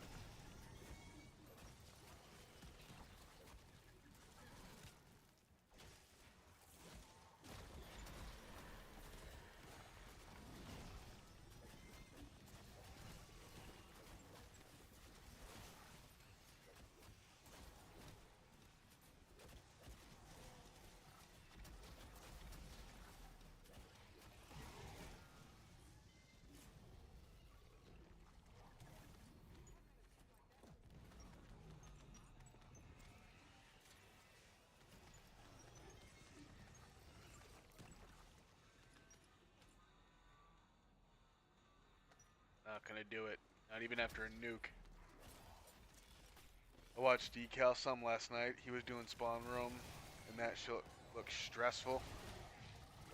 You think? I thought it looked pretty fun. I was watching him do it this morning when I was at work. He was using the drill charge, and just like seeing that the drill charge, if you shoot it through a wall, it like does way more damage. I didn't even know what the drill charge was. But just seeing like that added element, there's so much more to the game. There's a whole different strategy out there I've never even tried using the drill charge. How powerful that stays late, and then he's always using the tomahawks. I never use the tomahawks.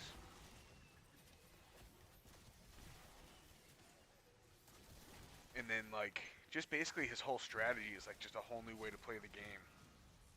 Using just a basic gun with cryo on it so that you can freeze the zombies and stall them real quick.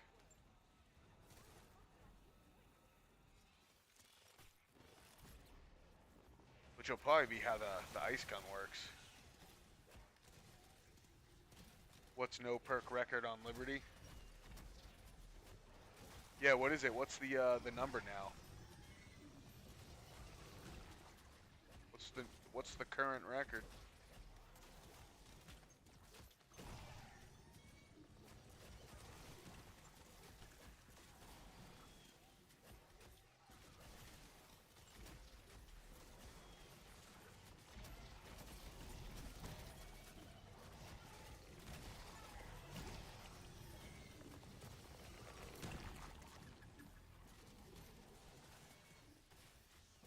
Depth perception will be good with drill charge.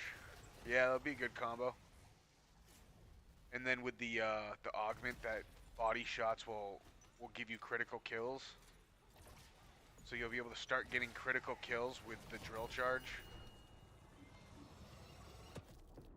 You'll have a chance to get critical kills with the drill charge, and then you'll get extra salvage if you use that augment. Like, yeah, that's awesome. I like depth perception in Cold War. I love that they keep adding more perks. Like, the perks are already awesome. They're already super strong. There's a ton of great builds, and they keep adding more. I'm loving it. They do need to bring back double tap, though. The whole community wants double tap. Whether it's, you know, whether it actually works in high rounds or not, like, just bring it back for the people. It could have good augments on it. Honestly, I could spam mutants and get to 250. Yeah, it's probably worth doing. It was 177. I'm on 184 now. Oh, yeah.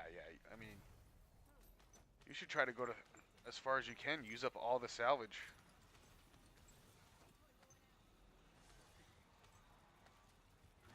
Use up everything you got, and then, like, wherever you end up, that's the new record.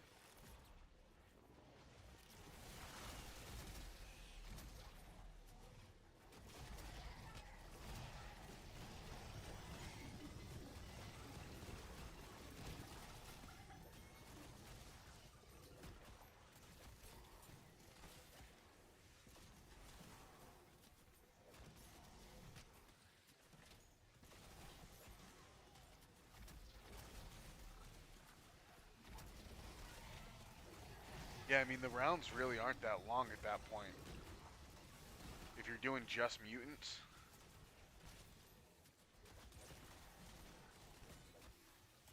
Those rounds still go pretty quick. You get to 300 in less than 15 hours. I think it's like 11 to 14 hours, roughly, to get to round 300.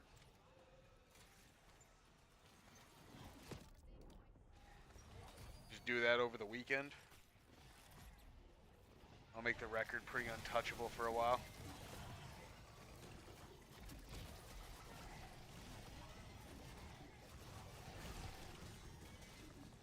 I just hate the mutant spam strat. I like it, I just wish there was variety. I wish, like, I could mix in the chopper gunner. I wish it was viable enough where I'm spending the same 2,500 and getting just about as many kills. But it's just not worth it. The only one that's worth it is the Mangler.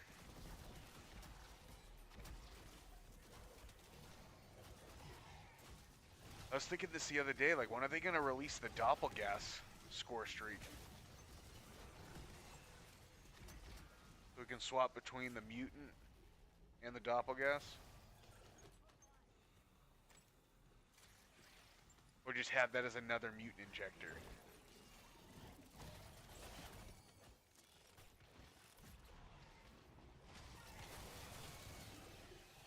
And then they could do it again with the Mimic.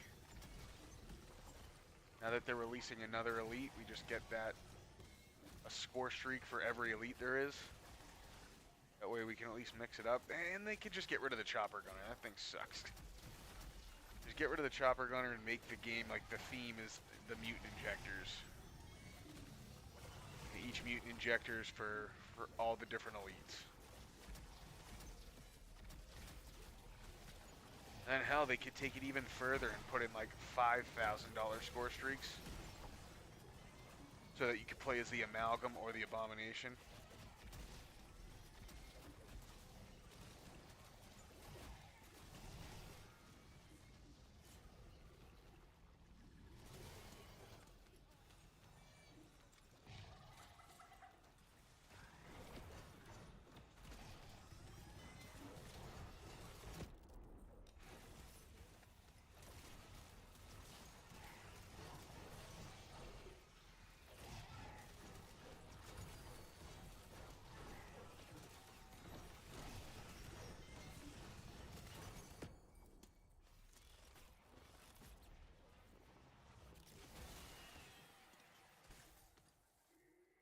come on. That's just horrible timing.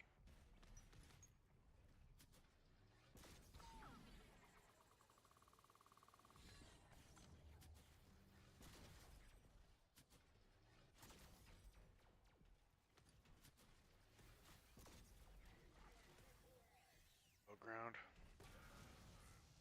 Wow, that was quick. I feel like I just did a bug round. Oh no. I didn't actually get my mutant.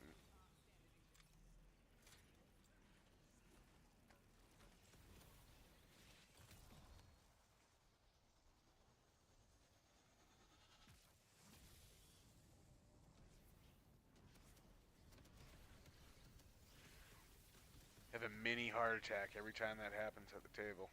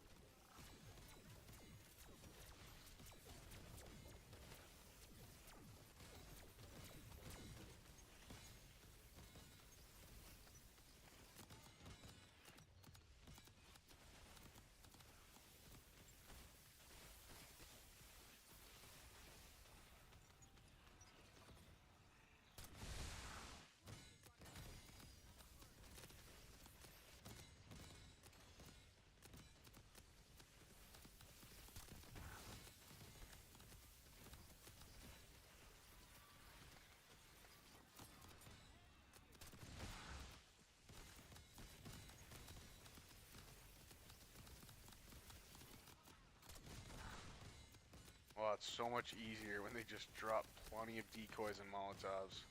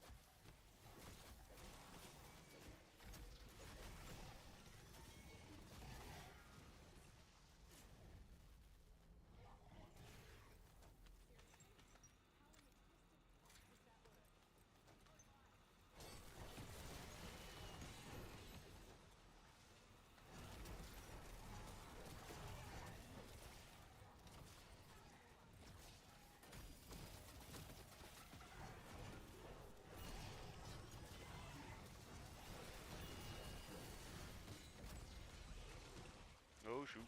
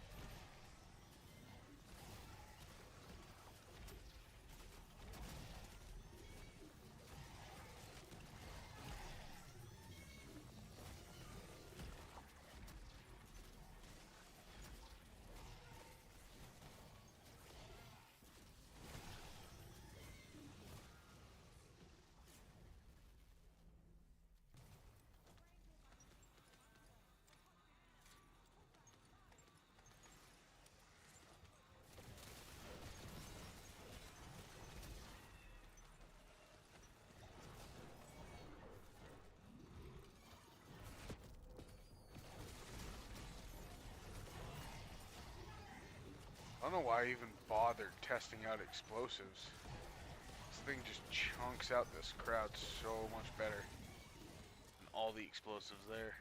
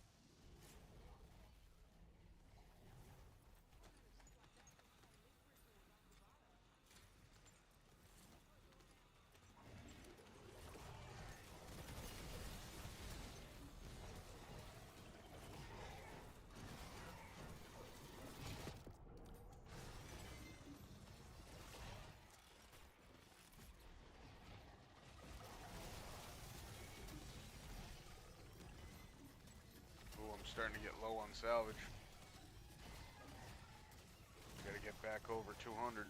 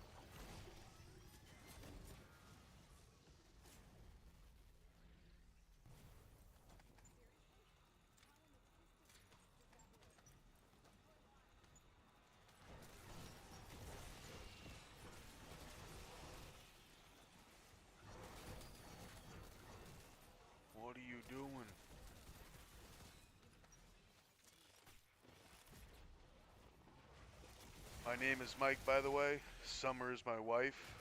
We have YouTube Premium under her email, so it come up in her name. Yeah, I try not to read too much into the names. I wasn't thinking you were a girl or anything. There's so many different tags out there, like, yeah, it could mean anything.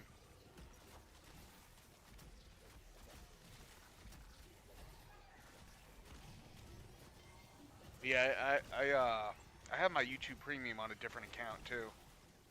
So when I'm watching other people's channels, I'm not usually watching under my account.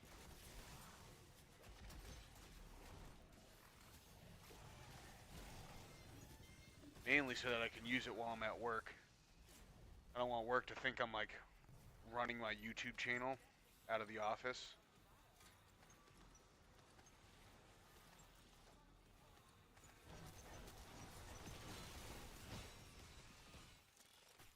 Because I'm not, I don't. But it would look like that, I feel like, if I was logging in under my channel. I just have an alternate account.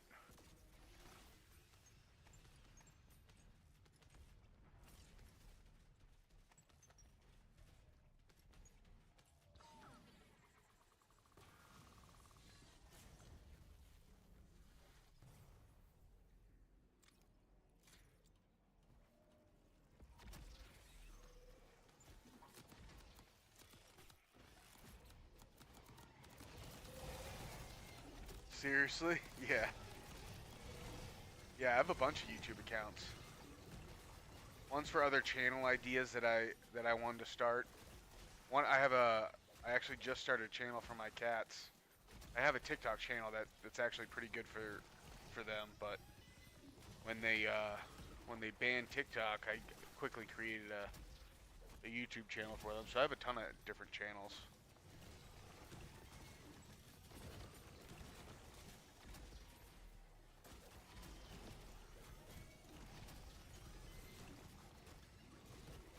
My Xbox gamertag is Tornado RX741. Yeah, I forget what my Xbox one is. Xbox for the longest time wouldn't let me change it. I had the same one from like when I first got an Xbox back in high school.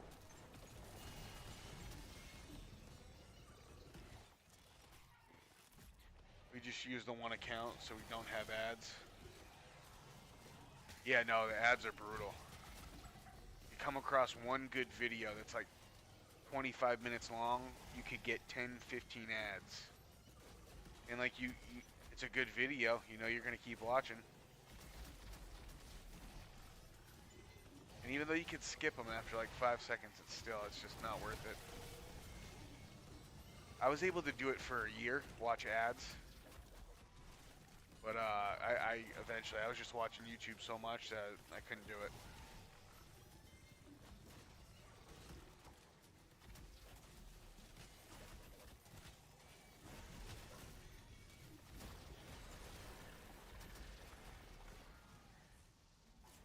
If I ever stream, I would probably make it a different one. Yeah, oh yeah. Yeah, it seems like you gotta kind of make them brand specific.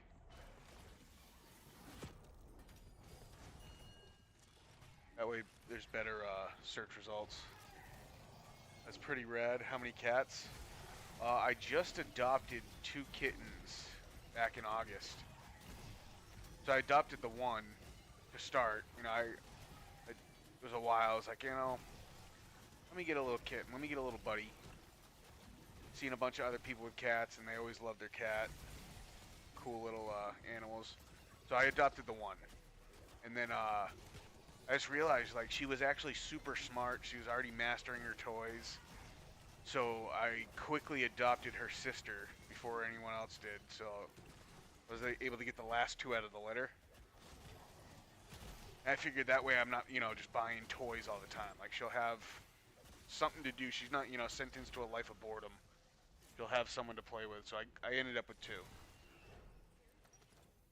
And I figured, you know, they're cute as hell. And the world loves cats, so I was like, that's some good content to create. You know, they're always doing stuff that's pretty adorable. So I'm like, I gotta just film this and put it on TikTok and see what kind of stuff I get. And I never used TikTok before either.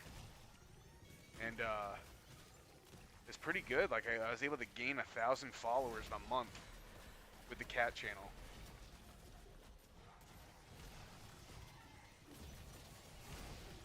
TikTok just has a real good community for growing channels.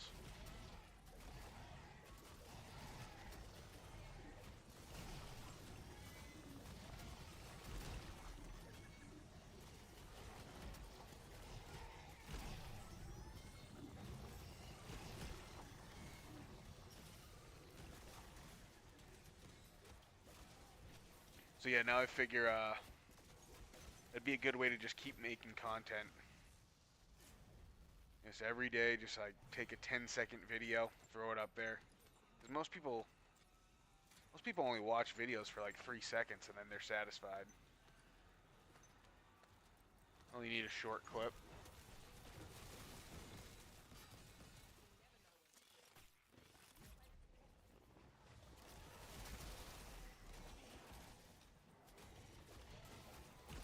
Yeah, that's why I kind of try to feature them in the back here.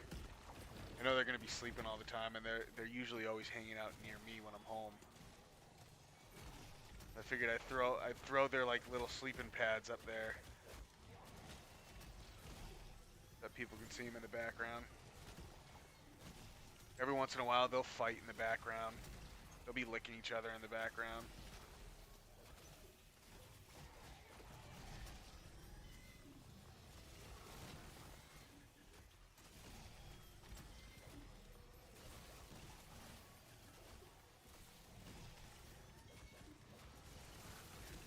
I just have a dog, a border collie named Ryder. That's awesome. Yeah, I'm in an apartment right now, so like I don't really feel comfortable getting a dog. I want a dog, like I want a husky again, but I want room for him to run. So when I do get a dog, I'm gonna have some land. But yeah, after seeing all these videos of dogs, cats all over the internet, like you see just like these animals are way smarter than people have always given them credit for.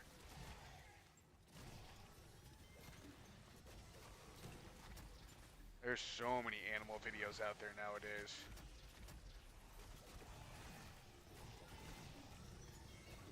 One of my favorite channels right now is Dean Schneider. Basically the lion whisperer. I'm sure you've seen him.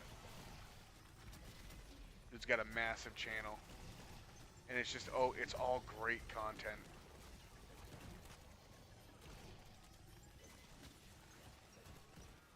That dude lives a crazy, unique life. Like,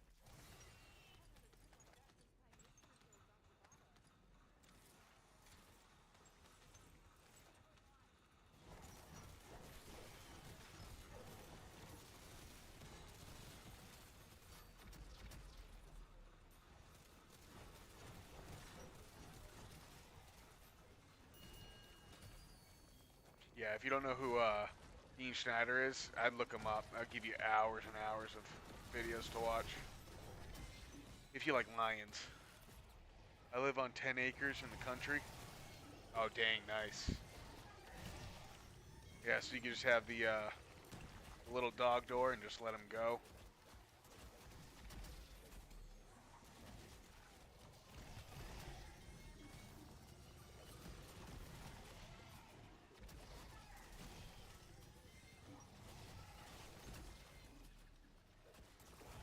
Keep grinding, bro. Getting there. Yeah, almost. Still got like another 30 hours to go. What's going on, Austin? What's up, brother?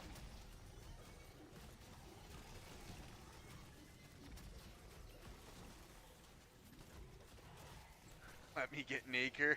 Just kidding. Right? Even an acre is nice for a dog. You can fence that in. Or just train him real well.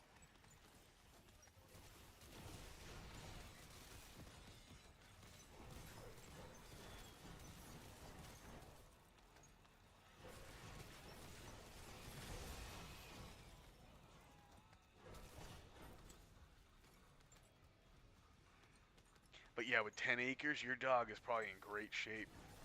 He likes to run. I knew a couple people growing up, their dogs were on they grew up on big land like that, and they were just the leanest dogs. They would just run all day long.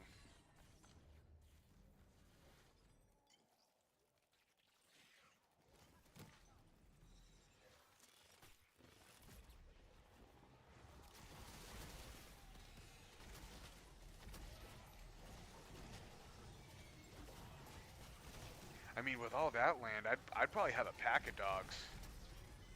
There's so many dogs out there that I want. I want a husky, I want a German shepherd, I want a pit bull, a Doberman. You know, I would want a little pack of dogs.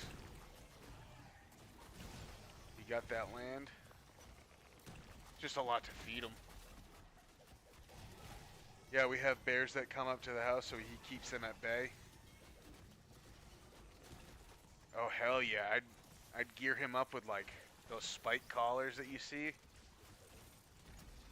Those prairie dogs. Or the livestock guardians. That bear won't want to mess with him. He'll go for the dog's neck and just get chewed up by the metal spikes. Bears where you living? No bears near me? Yeah, well, I used to live up north. I used to have bears nearby. Every once in a while in the winter.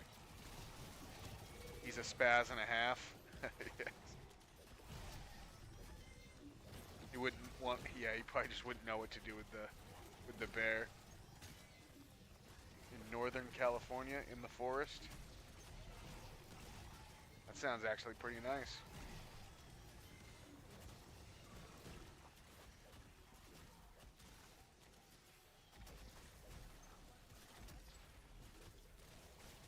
It'd be pretty ideal to have 10 acres with a house like that's on the mountainside, kind of away from the city noise, you know, like on a mountain.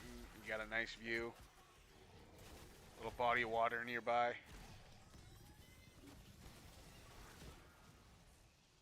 I'm in Phoenix, no bears near me, but we got coyotes.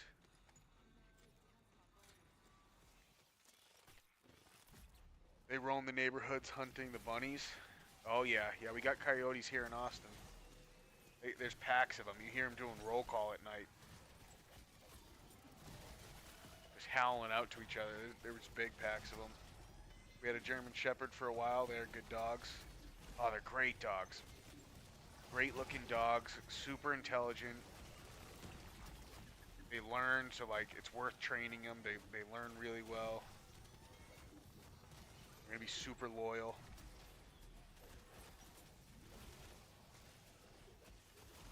Bears and mountain lions, coyotes. I'd be most worried about the mountain lions, I think. Mountain lions are smart. They cover a lot of ground fast. They cover their tracks well.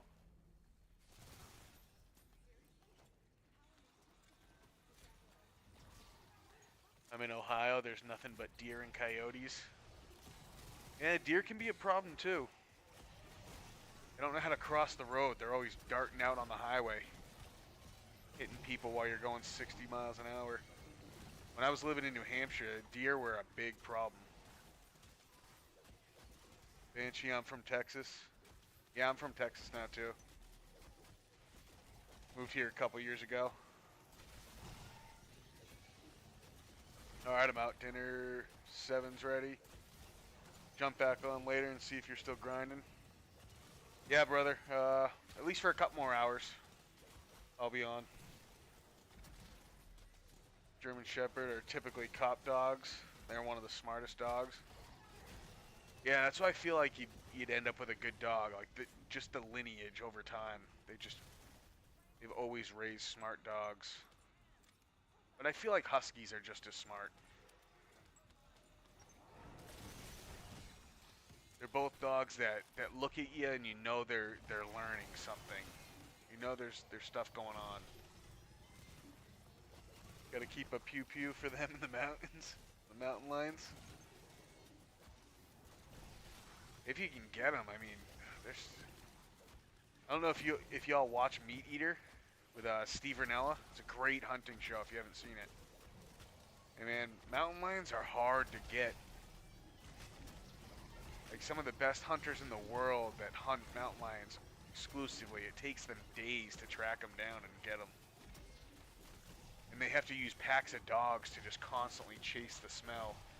And then eventually chase it up in a tree and shoot it. Mountain lions are just so elusive. Yep, just hit one going 70 on my way back from Florida last week. Oh yeah, shit, yeah, dude, that was like a big problem for me at one point. It's like I was driving an hour back and forth to work up in New Hampshire, and I would see like 5 to 6 new blood stains on the road from deer that had just been struck, like the previous night. And so I'm like, one of these nights, like, I'm gonna be the one that hits a deer. Like, the odds are just there. There's so many deer being killed every day on the roads. Like, this is just a hot spot. I luckily it never happened. But it was such a problem in New Hampshire for a while. Moved to Arizona 8 months ago. Gonna move back to Texas, go back to the oil field. I'd like to try Arizona too. Heard Arizona heat's pretty good. Like it's dry heat like Texas. Texas heat's not bad.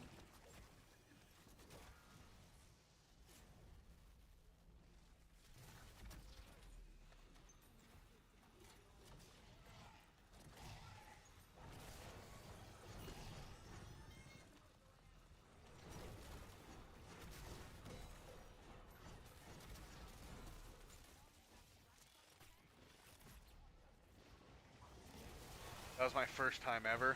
Yep. It do a lot of damage. I can imagine it messed up the car pretty good. 70 miles an hour too, Jesus. I hit a raccoon going like exactly 65 miles an hour because I set the cruise control. It was cool. I cut the whole thing on dash. But yeah, the raccoon came out, went right under my car.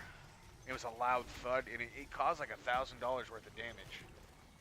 Just a tiny little raccoon, but I was going 60 miles an hour on the highway. And when I hit it, it was a big hit.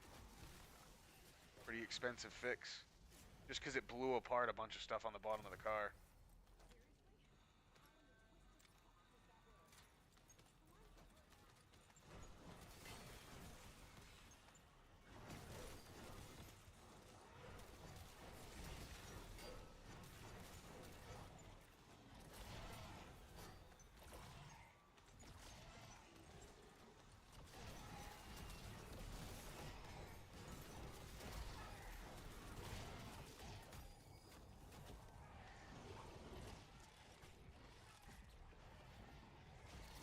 I'm from Midland of Odessa.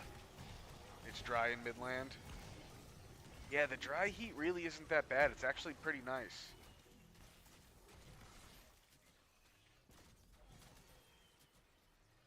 I mean, going out to your car at the end of the day it's pretty rough. But, you know, you can just pre-start it and then get the AC running. Like I'll run out, do it for like, start the car for like 20 minutes, go back in the building. Have an ice cold car by the time I get out. My whole grill and driver's side door. I hit the ass end of the deer and whipped into my door, indented the door as well. $2,500 worth of damage. Damn. Yeah, they're big animals. Did you eat the deer? I feel like if that happened, I've never hunted deer, but I mean, if one falls in your lap like that, I feel like I would take it to a butcher. At least get the meat from it. It's costing you $2,500 worth of damage. At least get the meat and save on meat for the next couple of months. I'm loving Phoenix, but it's so expensive here. I'm gonna move to Lubbock. It's cheap there. Got remote start. Yeah, remote start's huge. I had it in my other car. I didn't get it in my new car.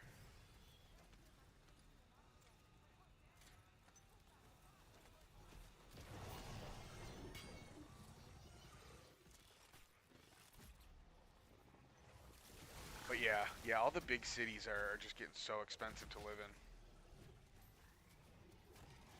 It's best to like live just outside of the cities, like best to work in the cities, big cities where they pay a little bit more, and then live outside, and just commute in. You have a cheaper cost of living, you get better stuff. No, but I would have, if it didn't get dismantled from the truck that was next to me. Oh, so it just got obliterated.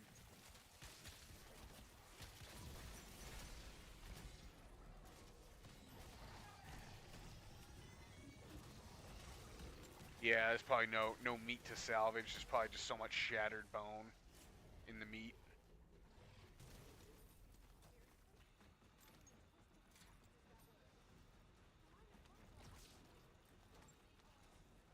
Probably blows apart its insides too, which probably spoils the meat, huh?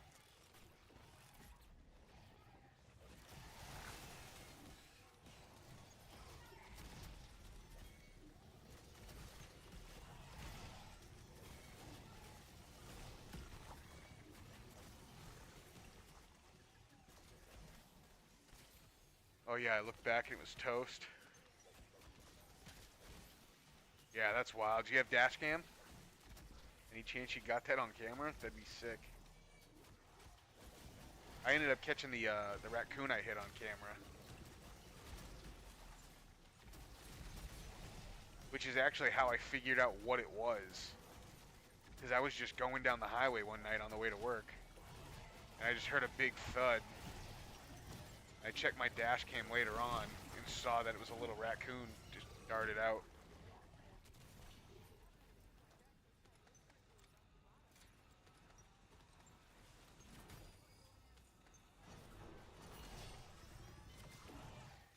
You know, that'd be such a good YouTube study.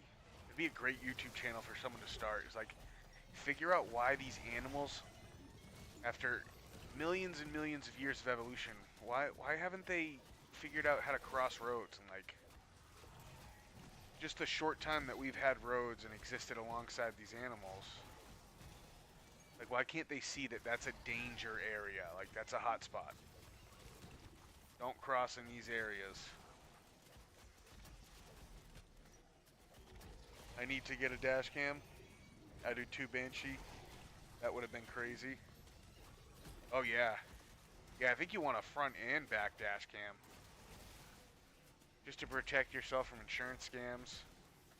Catch things that go on while you're driving. Like you'll see stuff while you're driving and then wish you had like camera shot of it.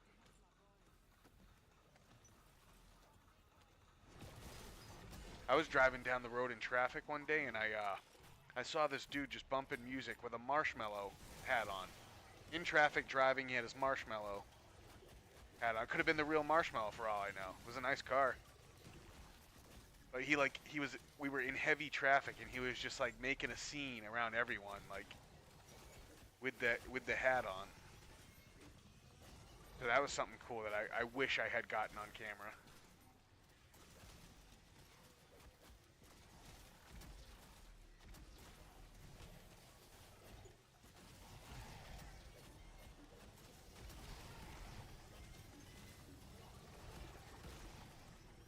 There was this one Tesla I lined up against at a red light, and he must have put it in ludicrous mode because when he took off, this thing looked like a Formula One car. He hit like 100 miles in a fraction of a second, and then he went into a sharp turn at that speed too, like it was nothing. Like I couldn't believe it. Like I drive a Beamer, like just a 328i, and that thing moves pretty good. Through turns pretty good. But this Tesla, I couldn't even believe it's a street legal car. It's like, it's basically a Formula One car. It's crazy. They're insanely fast. Oh yeah. I knew they were like fast 0 to 60. Like that was I obviously knew that. Like they crush cars acceleration wise, but I didn't know they handled that well, like high speed turns. But they just have such a low center of gravity that they can take turns real well at high speeds. I'm not even kidding. Like this dude looked like he was a Formula 1 driver on just a regular road. It's like 6 in the morning too, and he was sending it. That was something I wish I got on camera.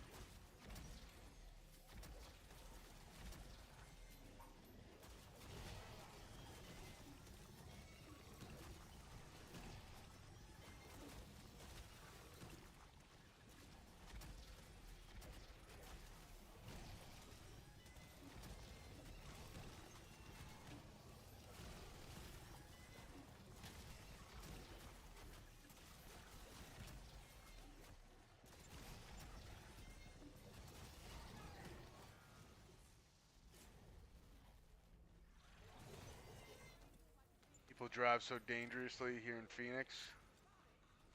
I hate driving on the highway when I have my son in the car.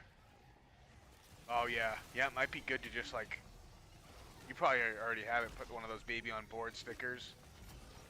And then, yeah, when I'm trying to be safe and I got like precious cargo like that, just chill in the slow lane. Set the cruise control at the speed limit and everyone will just go around you.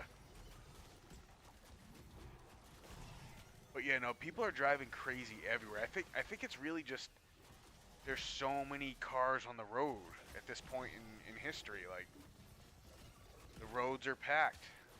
I got my motorcycle license when I was, I think 17. I got it real young.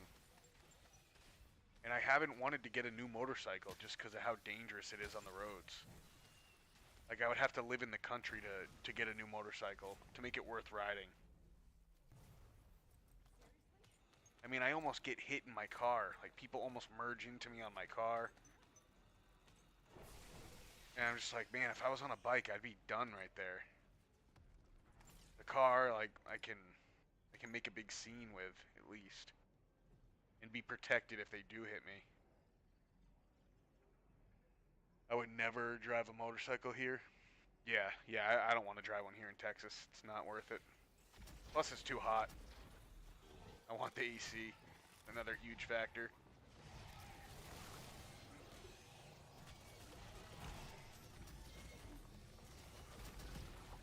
But I mean, riding a motorcycle's fun. Just gotta do, it's like something I gotta do in the country. Or just go and like rent a motorcycle and take it like down some back roads.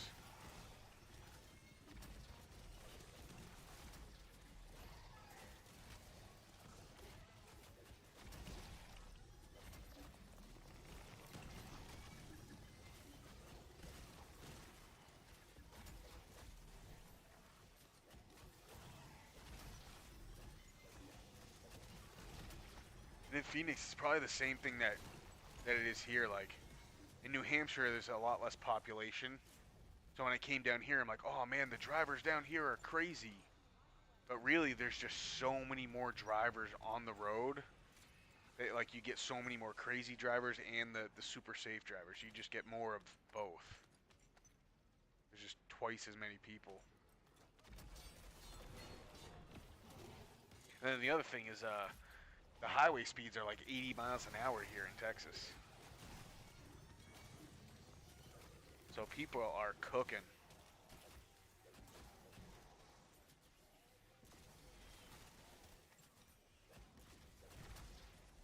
Like, with the speed limit being 80, most people are doing 100 in the fast lane.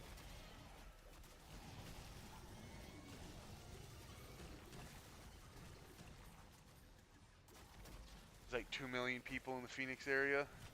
Yeah, that's a lot. That's just so many cars on the road.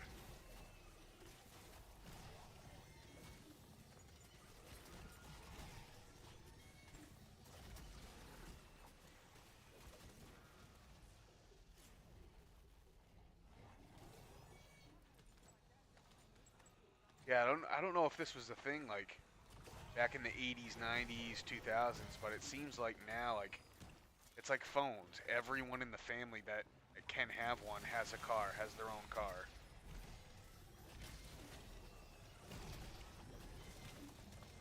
So there's just so many more cars on the road.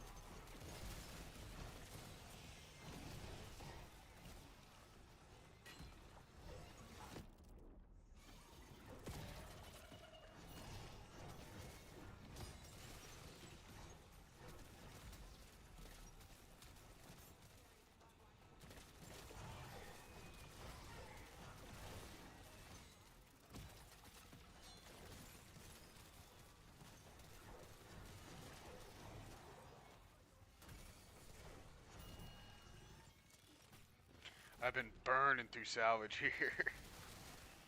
I'm gonna have to make a serious commitment to build it back up. I'm not gonna dip below 150. That's gonna be my line. Yeah, traffic sucks. I'm leaving work during the busy time. Takes forever to get home. Still not as bad as LA though. Yeah, I couldn't imagine doing LA traffic. I absolutely hate traffic. I live 5 minutes from work, and typically, like, I can flex my schedule, so I can choose, you know, when I want to go in. I just have to stay later, you know, to match it. And, you know, most days I can avoid traffic, get up early and go without traffic. But if I go on a day and I hit traffic, I'm only 5 minutes away, and it still just drives me crazy. You see a red light turn green, and it just feels like no one's moving. No one wants to hit the gas, and like, there's no sense of urgency. It's just constantly hitting the brake. And I mean, I set up movies and TV shows too on my phone, just to get through it. I'll set up YouTube streams, and it just sucks.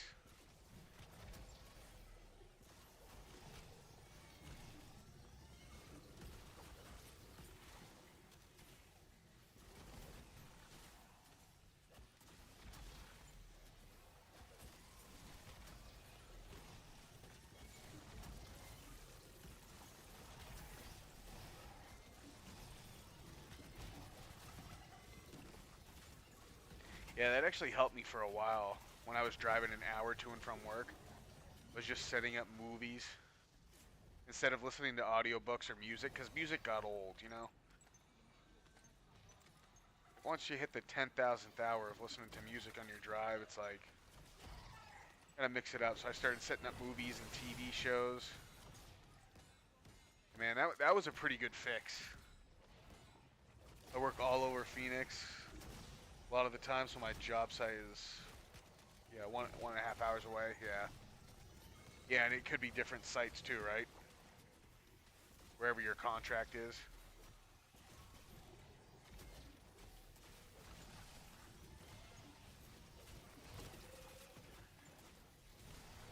Yeah, when I had to drive every day, I was able to embrace it a lot better. Just because I was more prepared for it. I had a bunch of extra stuff to make sure that the time I knew I was going to be spending in traffic was comfortable. But now that like I'm 5 minutes away, I'm so used to just like zipping right to work that when I hit traffic, it's just like, it really screws with things.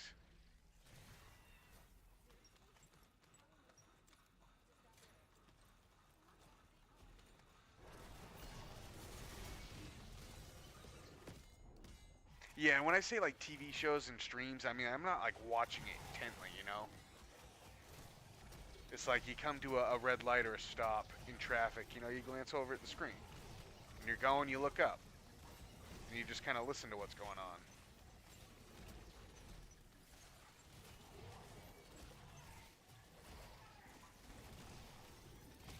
You know, that way you're not distracted.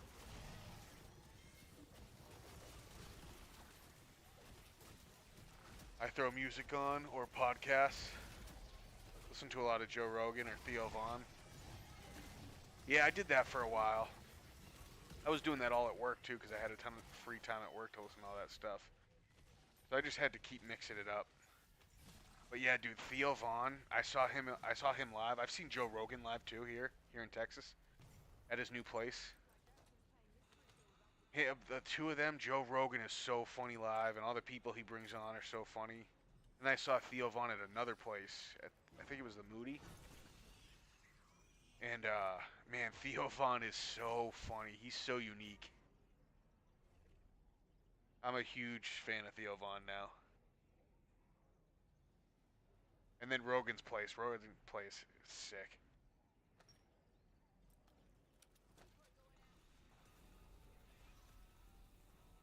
It's like, it's big enough to like fit a decent amount of people in there. At least like 50 to 100 people maybe. But you're like close enough where like you're in the same room as him. So it's like a real good comedy experience. You're not in some stadium.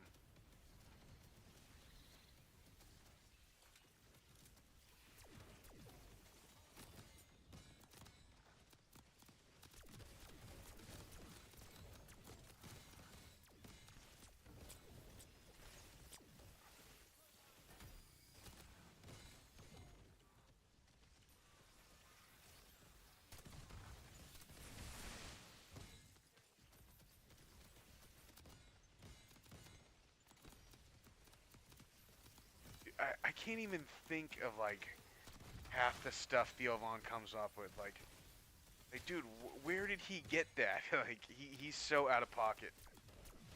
Some of the stuff he says.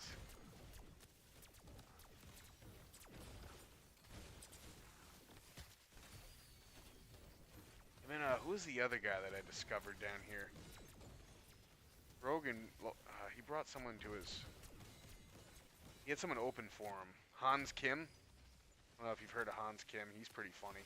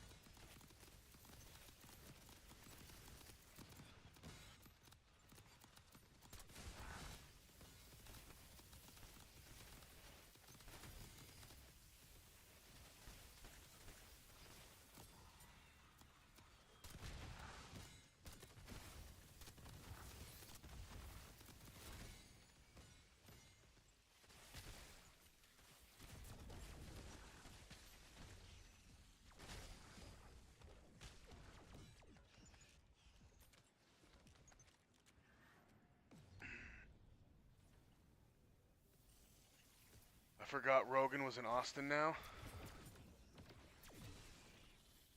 Yeah, we used to have this one guy. Yeah. Yeah, Theos.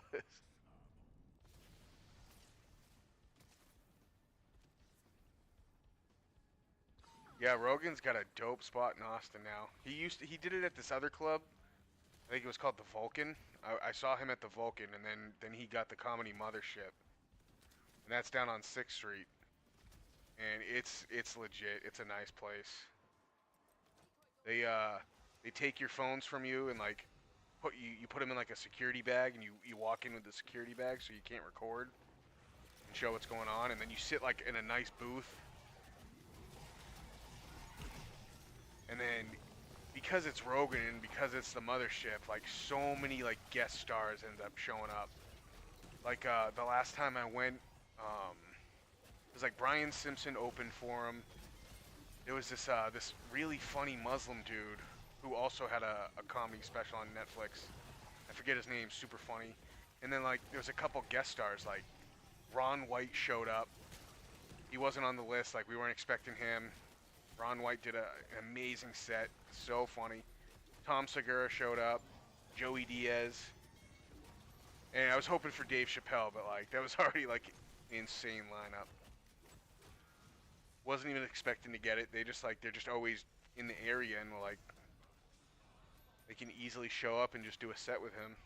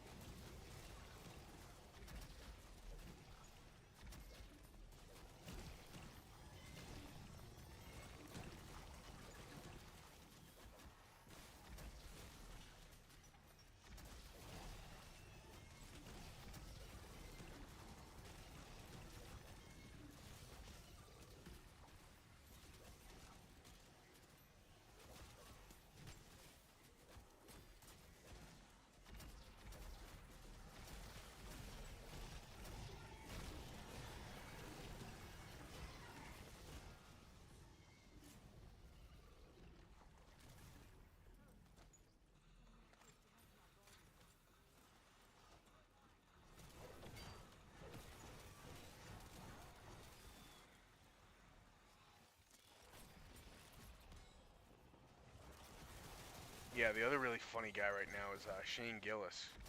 I haven't seen him yet, but I want to see him. I want to see one of his shows, like in person, not a Netflix special.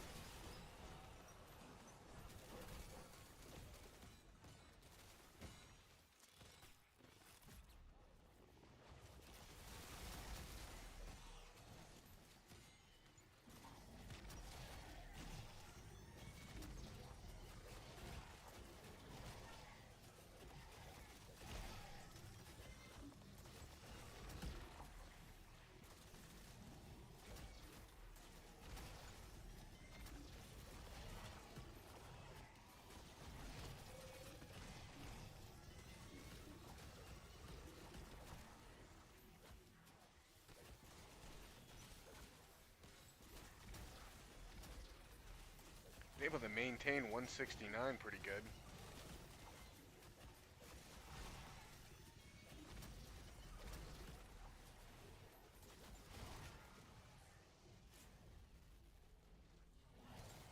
I just really don't like spending the time to maintain salvage down here. Heck, every once in a while I'll do it, but rather just go back to the oil trap, regrind salvage that way.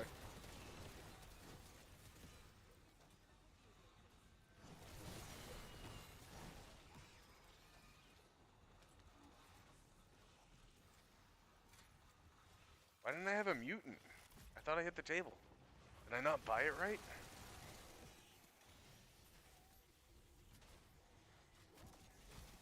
Or did I just not even hit the table? What was that?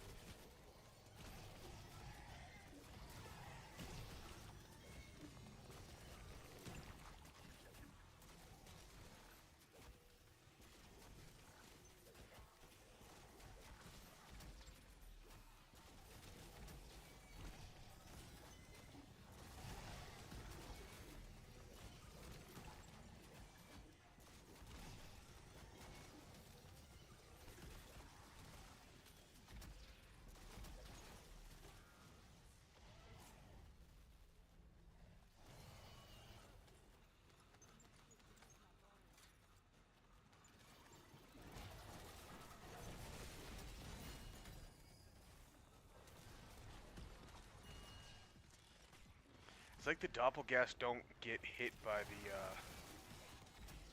the reactive armor.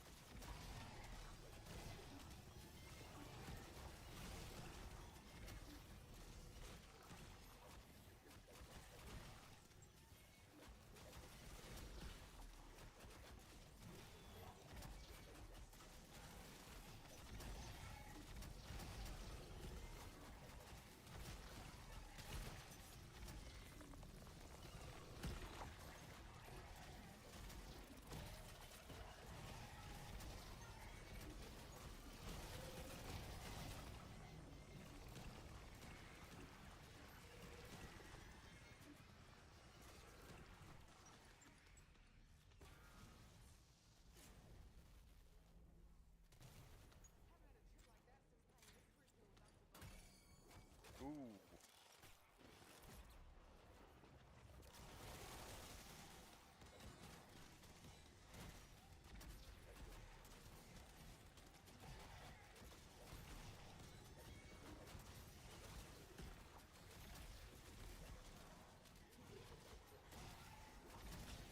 Why are they running that way?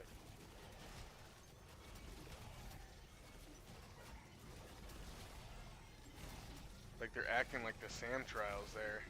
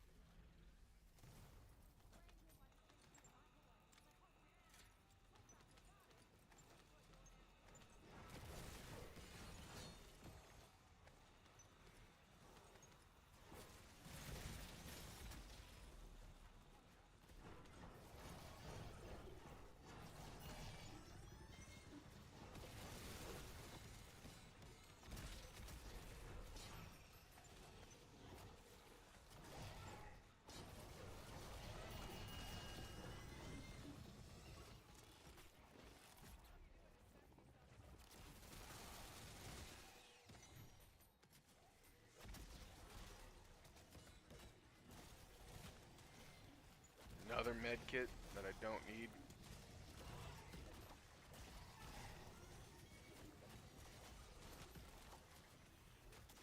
It'd be nice if you could just stack them. If you could stack up to 3.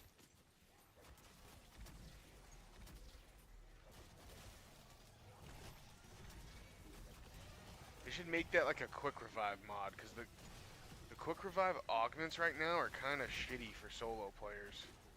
Mostly geared towards public matches, co-op. They could add in a couple augments to it. I think that'd be worth it.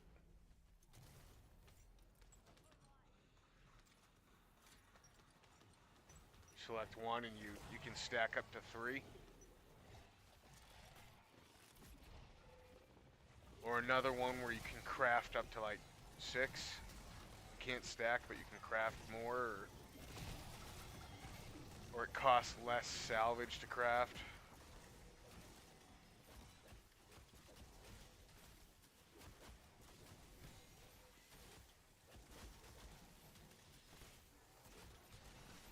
It would have to be a minor augment. I think the major augments are pretty good. Between Dying Wish and Equivalent Exchange. But the minor augments suck for quick revive.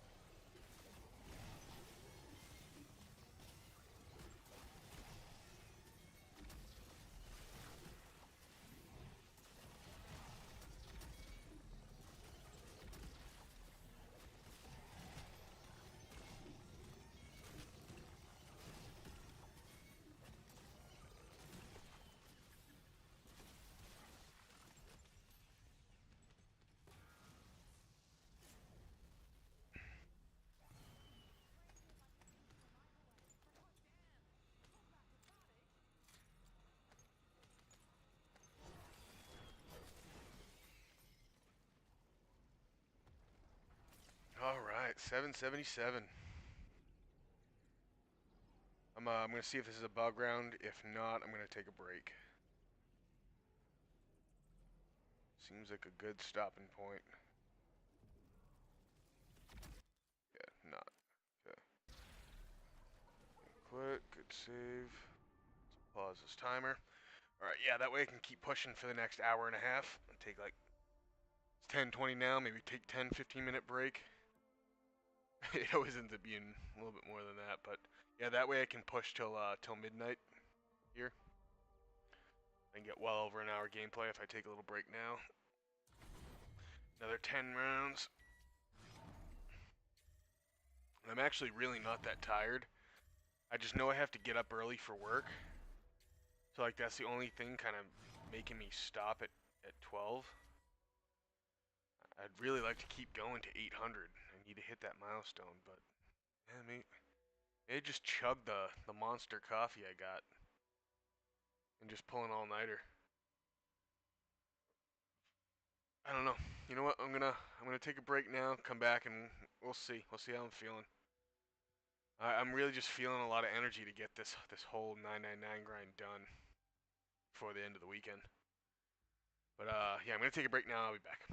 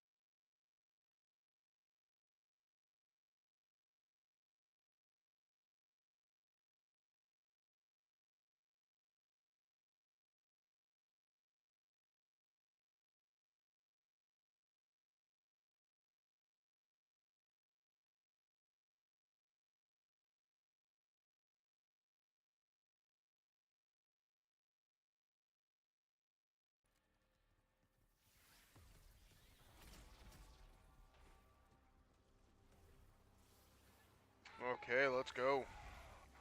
Let's go, let's go.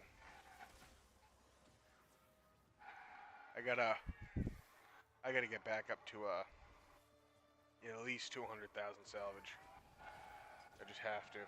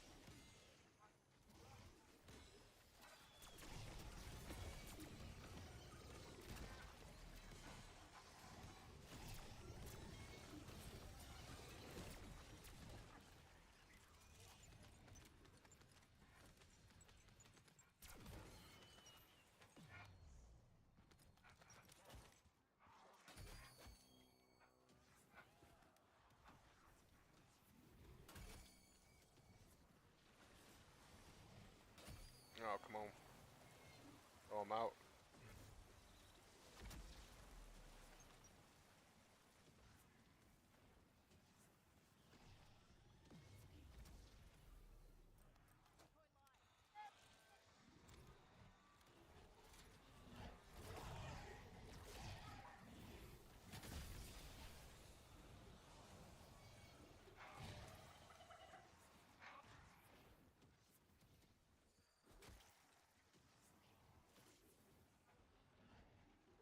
Damn, wasted it.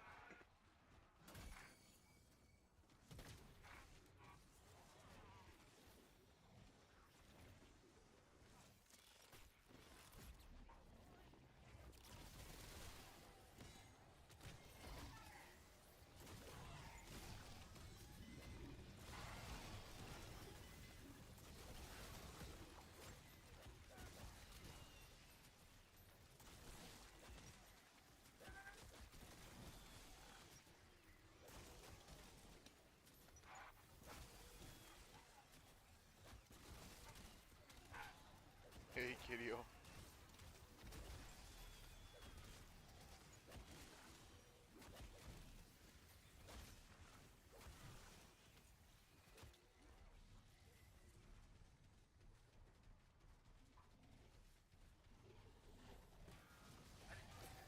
Oh, there's an amalgam too.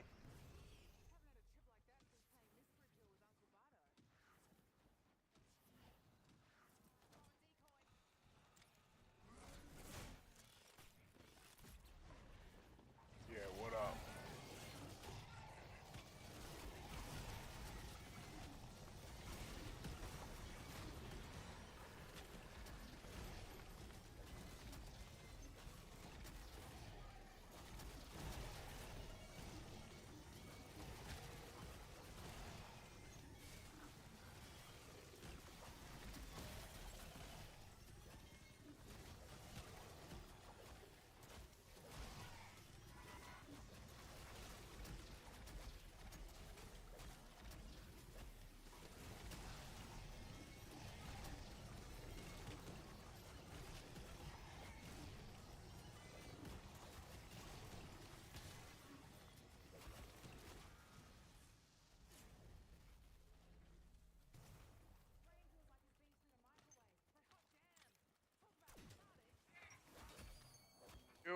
didn't get one. Shit. I clicked on it. What the fuck? Yo, I clicked on it. I 100% clicked on it.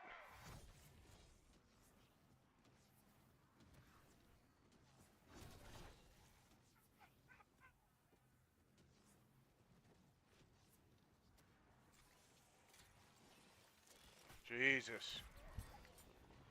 Man, that was too close.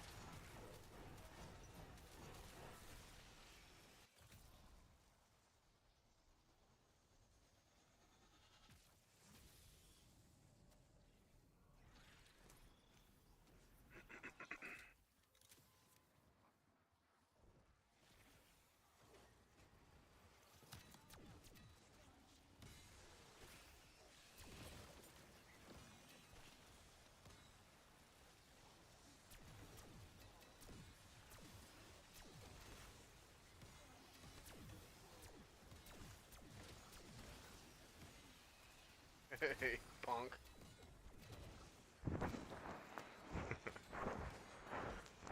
Is that your surprise attack?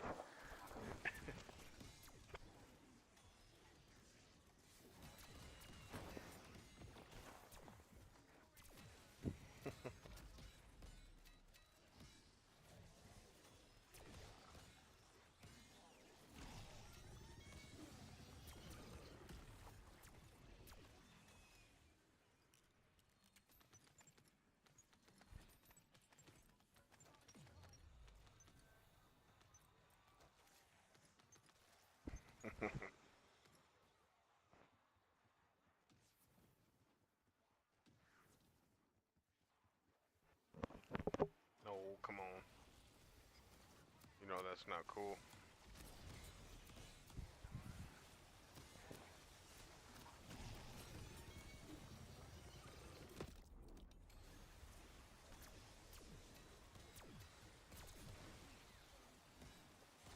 Like you can't ever tell what's going on. Why I'm so distracted. Guess I point this down a little bit. Oh, I still can't really see. There you go, get the little kiddo in there.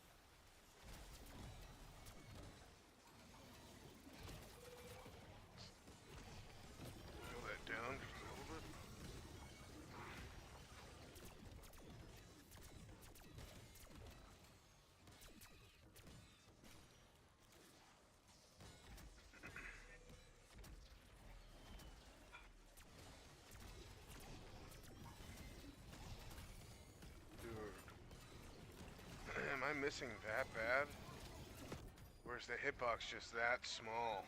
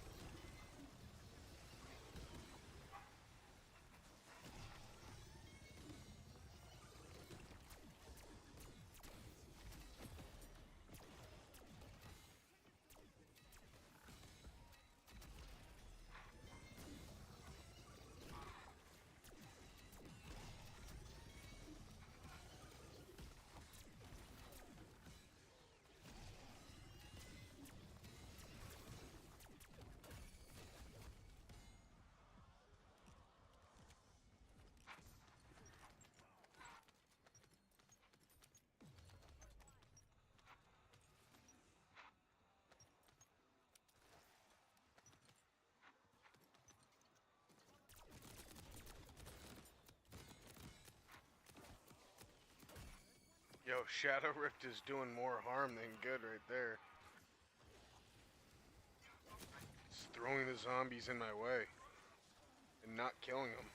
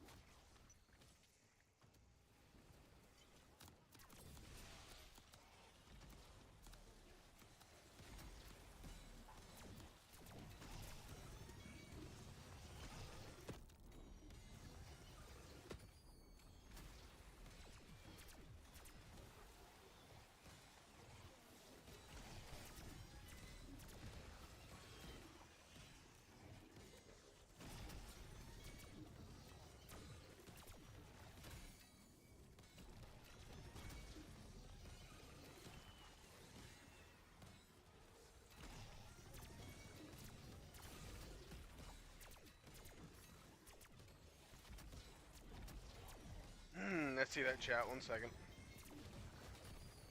Let me get to safety here.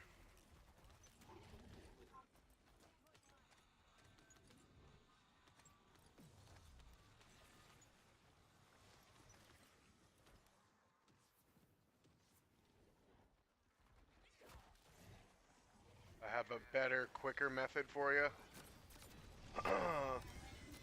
Go to the table inside near jug.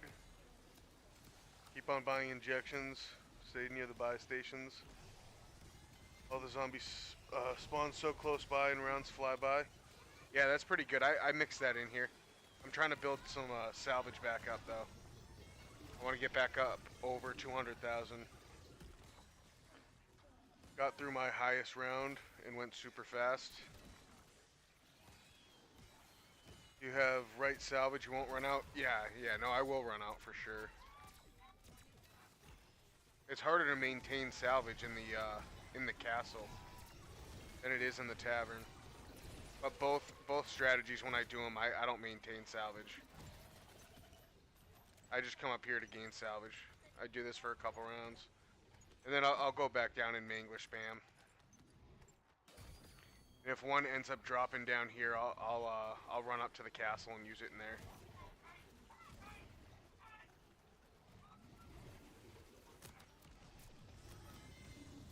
But this is just way better for gaining salvage. It makes the rounds take longer for sure, but you just get twice as much salvage, so it's worth it.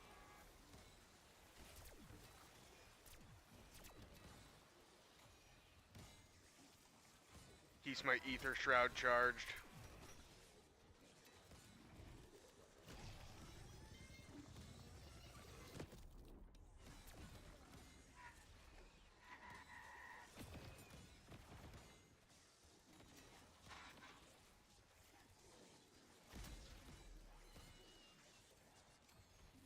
I don't even use the chopper gunners.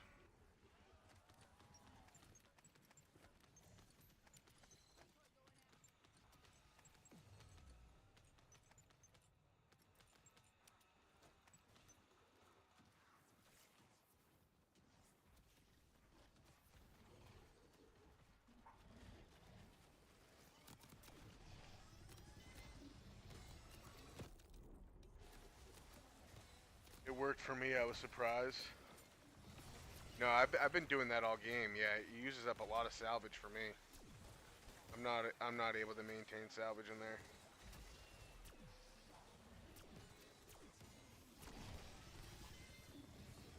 I'm going through like 50,000 salvage like every 10 rounds.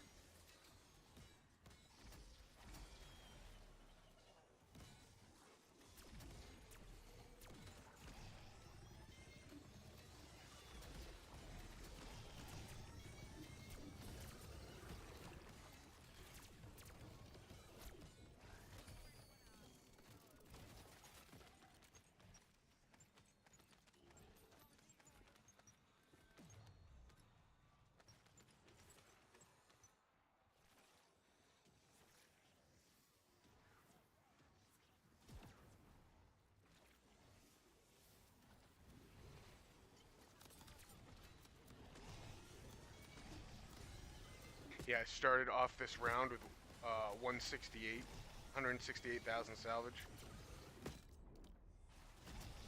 Almost at 10 grand in just this one round.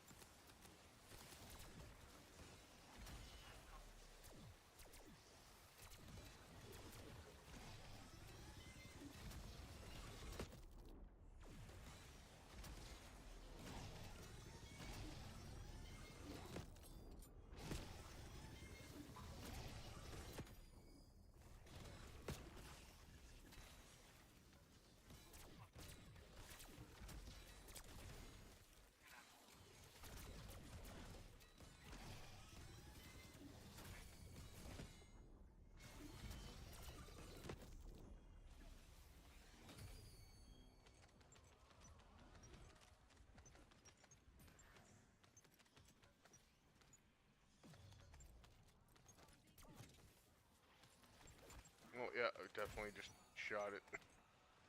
That was dumb.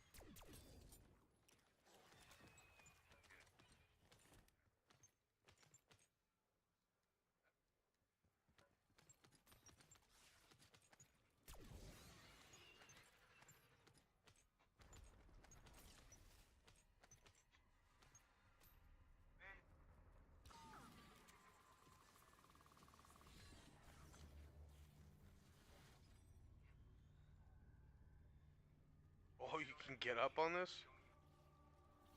What? Wonder if you can throw the RCXD up there.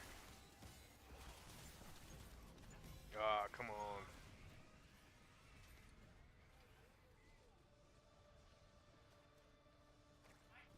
I mean, they still hit you.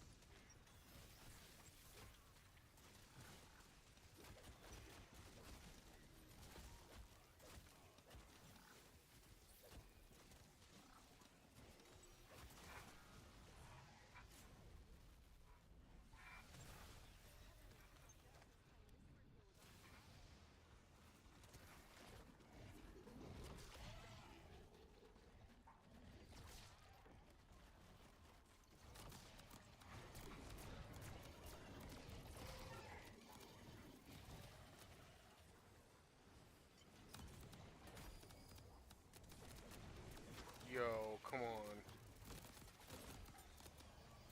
The whole thing is on fire. How is that a bad toss?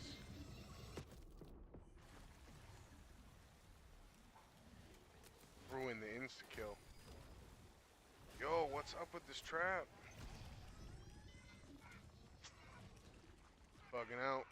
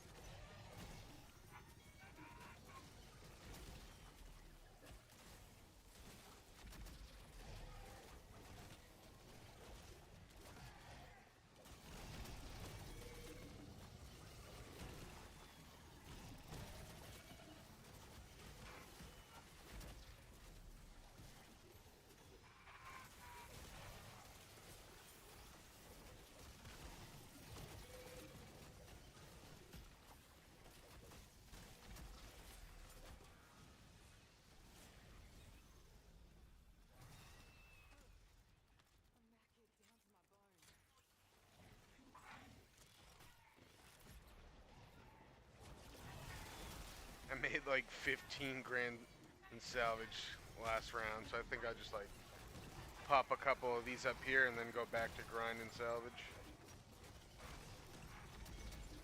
Just to mix it up.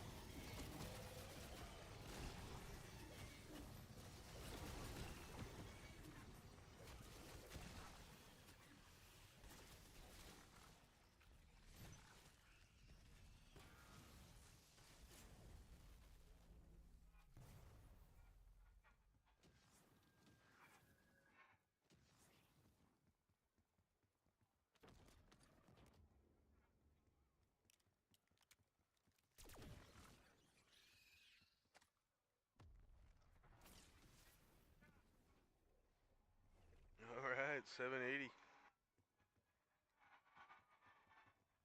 I still need salvage. I gotta stay here for a little bit longer. Oh, oops.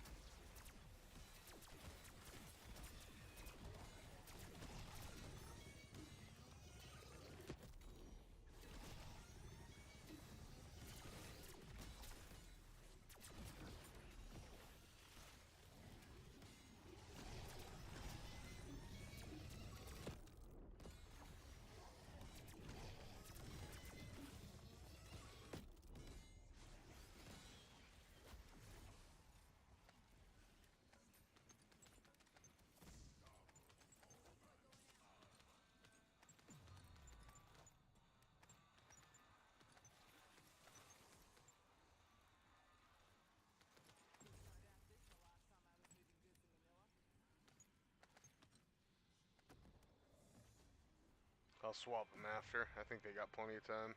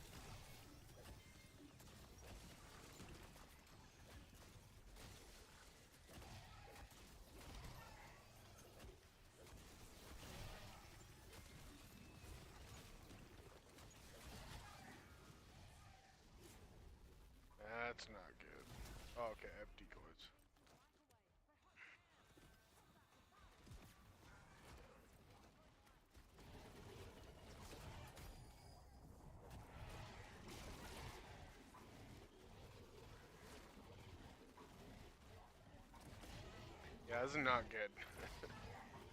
I want a mutant.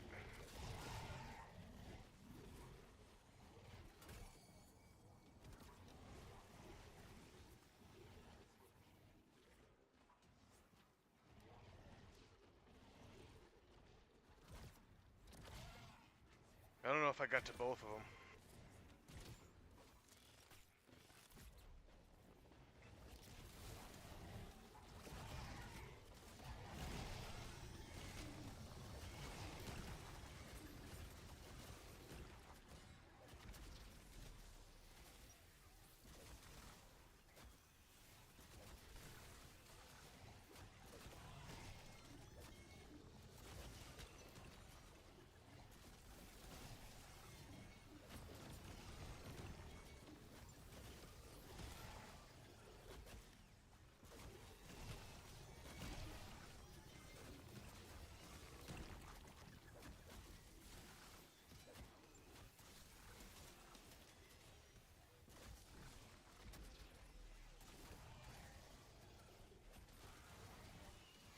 Damn, I keep saying I'm gonna run up before it ends.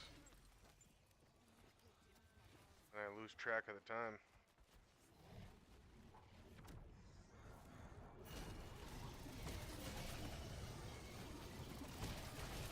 Oh, it swapped my decoy. Yo, no one wants smoke grenades. Get these out of here.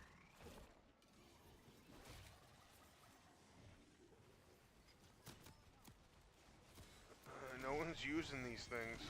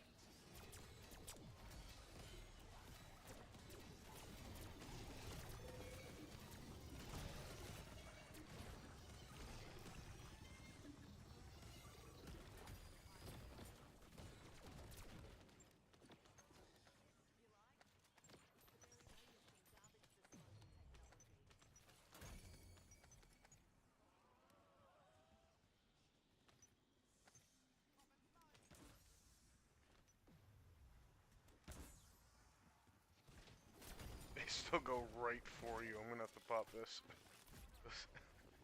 Why is that even in the game? Like, what's going on with that?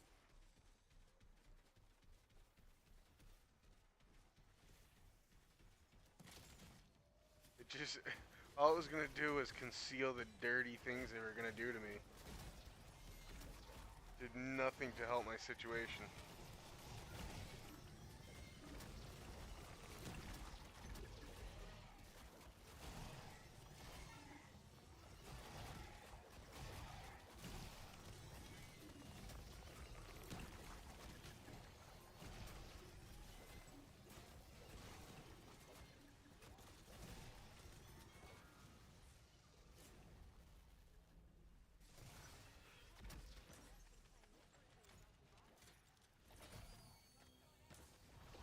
Oh, it's smokes. It's not decoys.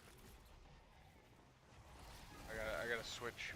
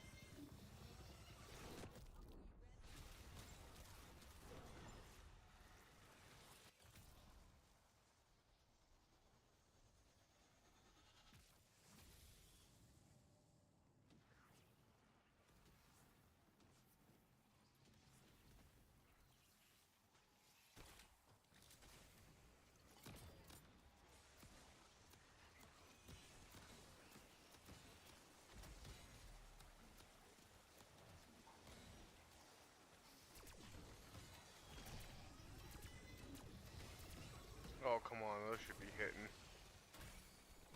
Those are right on.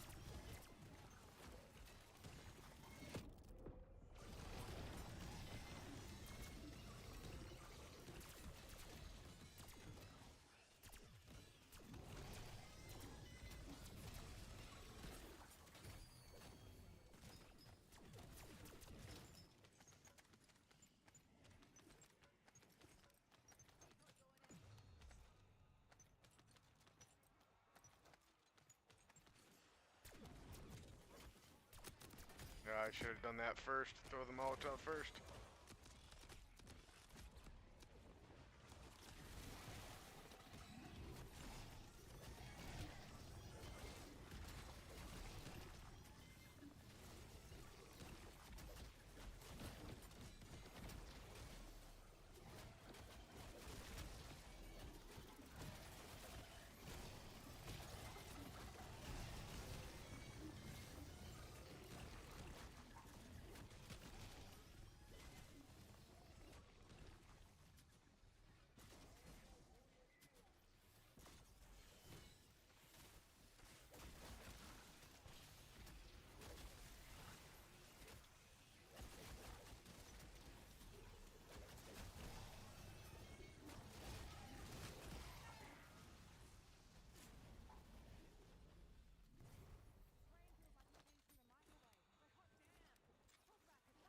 Oh, shoot.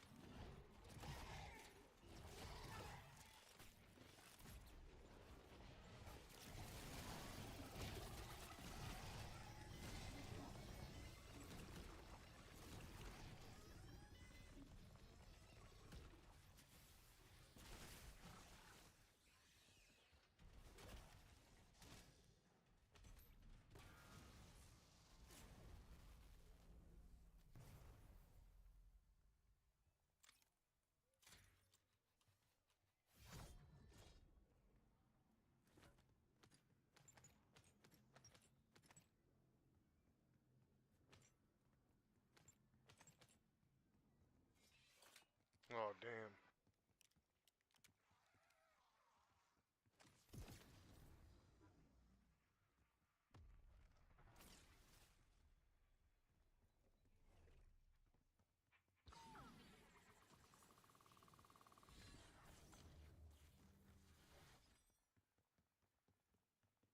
No, I'm just gonna forget about the one on the ground.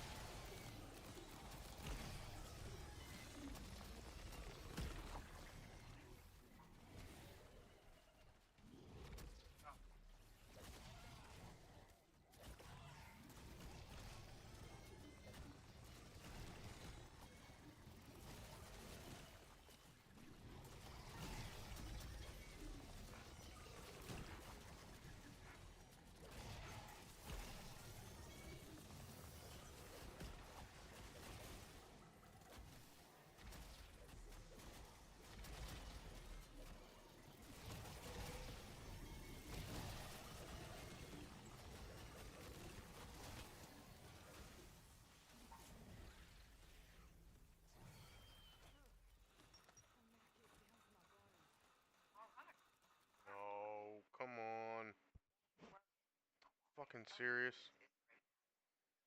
Damn.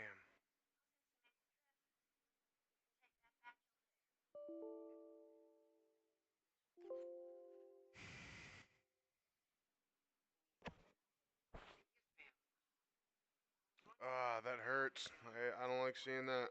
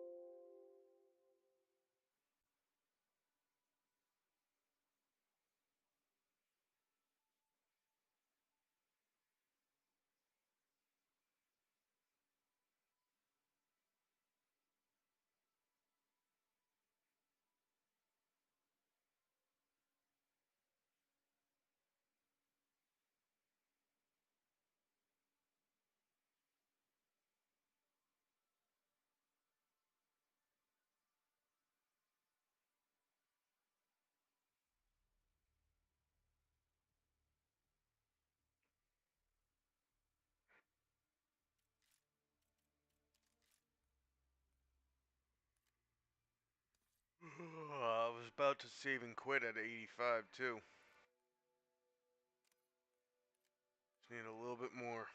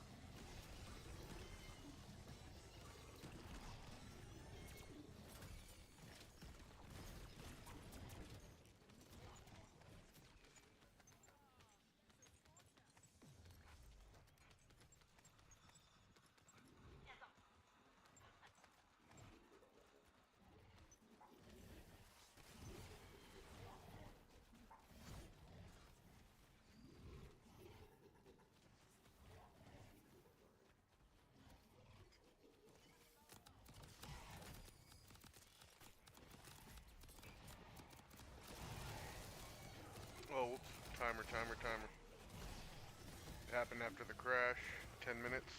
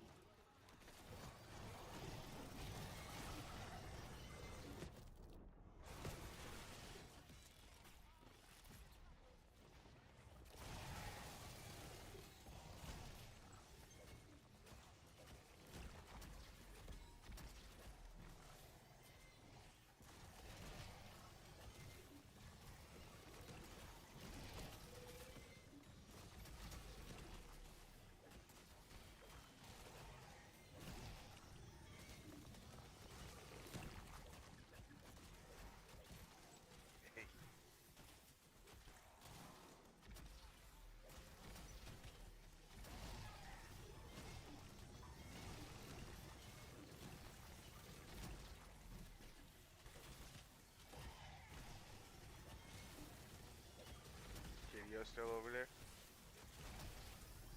I'm gonna go snuggle with her.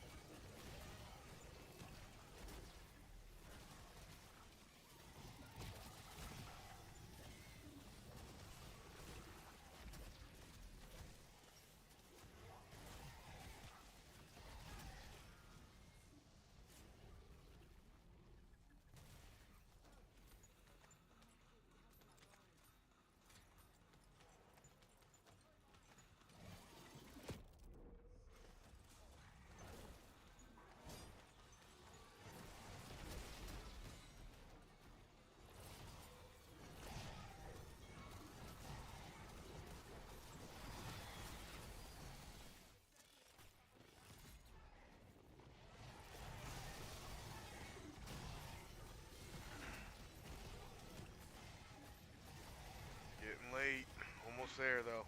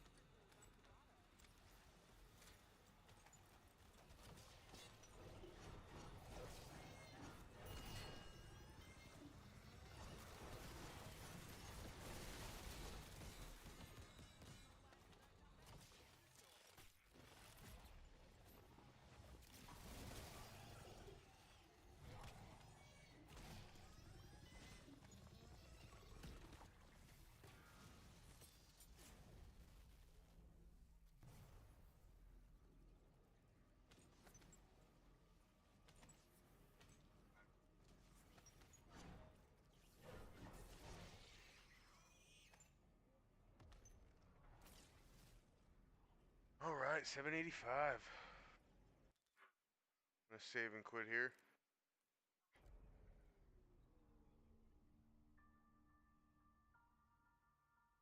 Dang, it's pretty much another 6-hour session.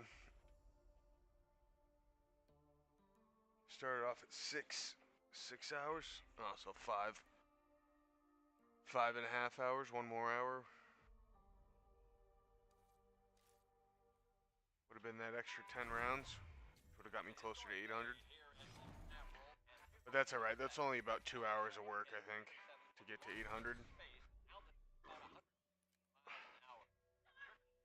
Still, what am I at now?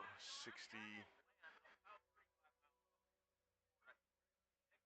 Basically 64 hours, right?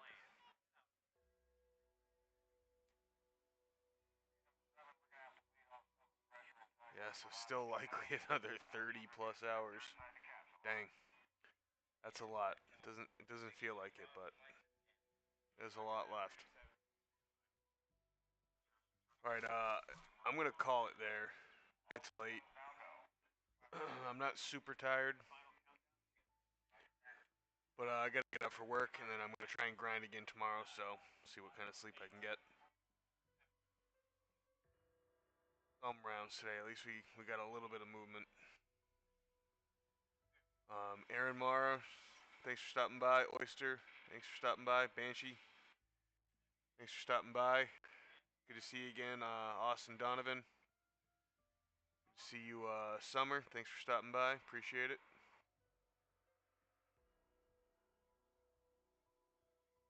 See who else stopped by. Eric Franco, yeah, thanks for stopping by. Alright, that's everyone. Alright, yeah.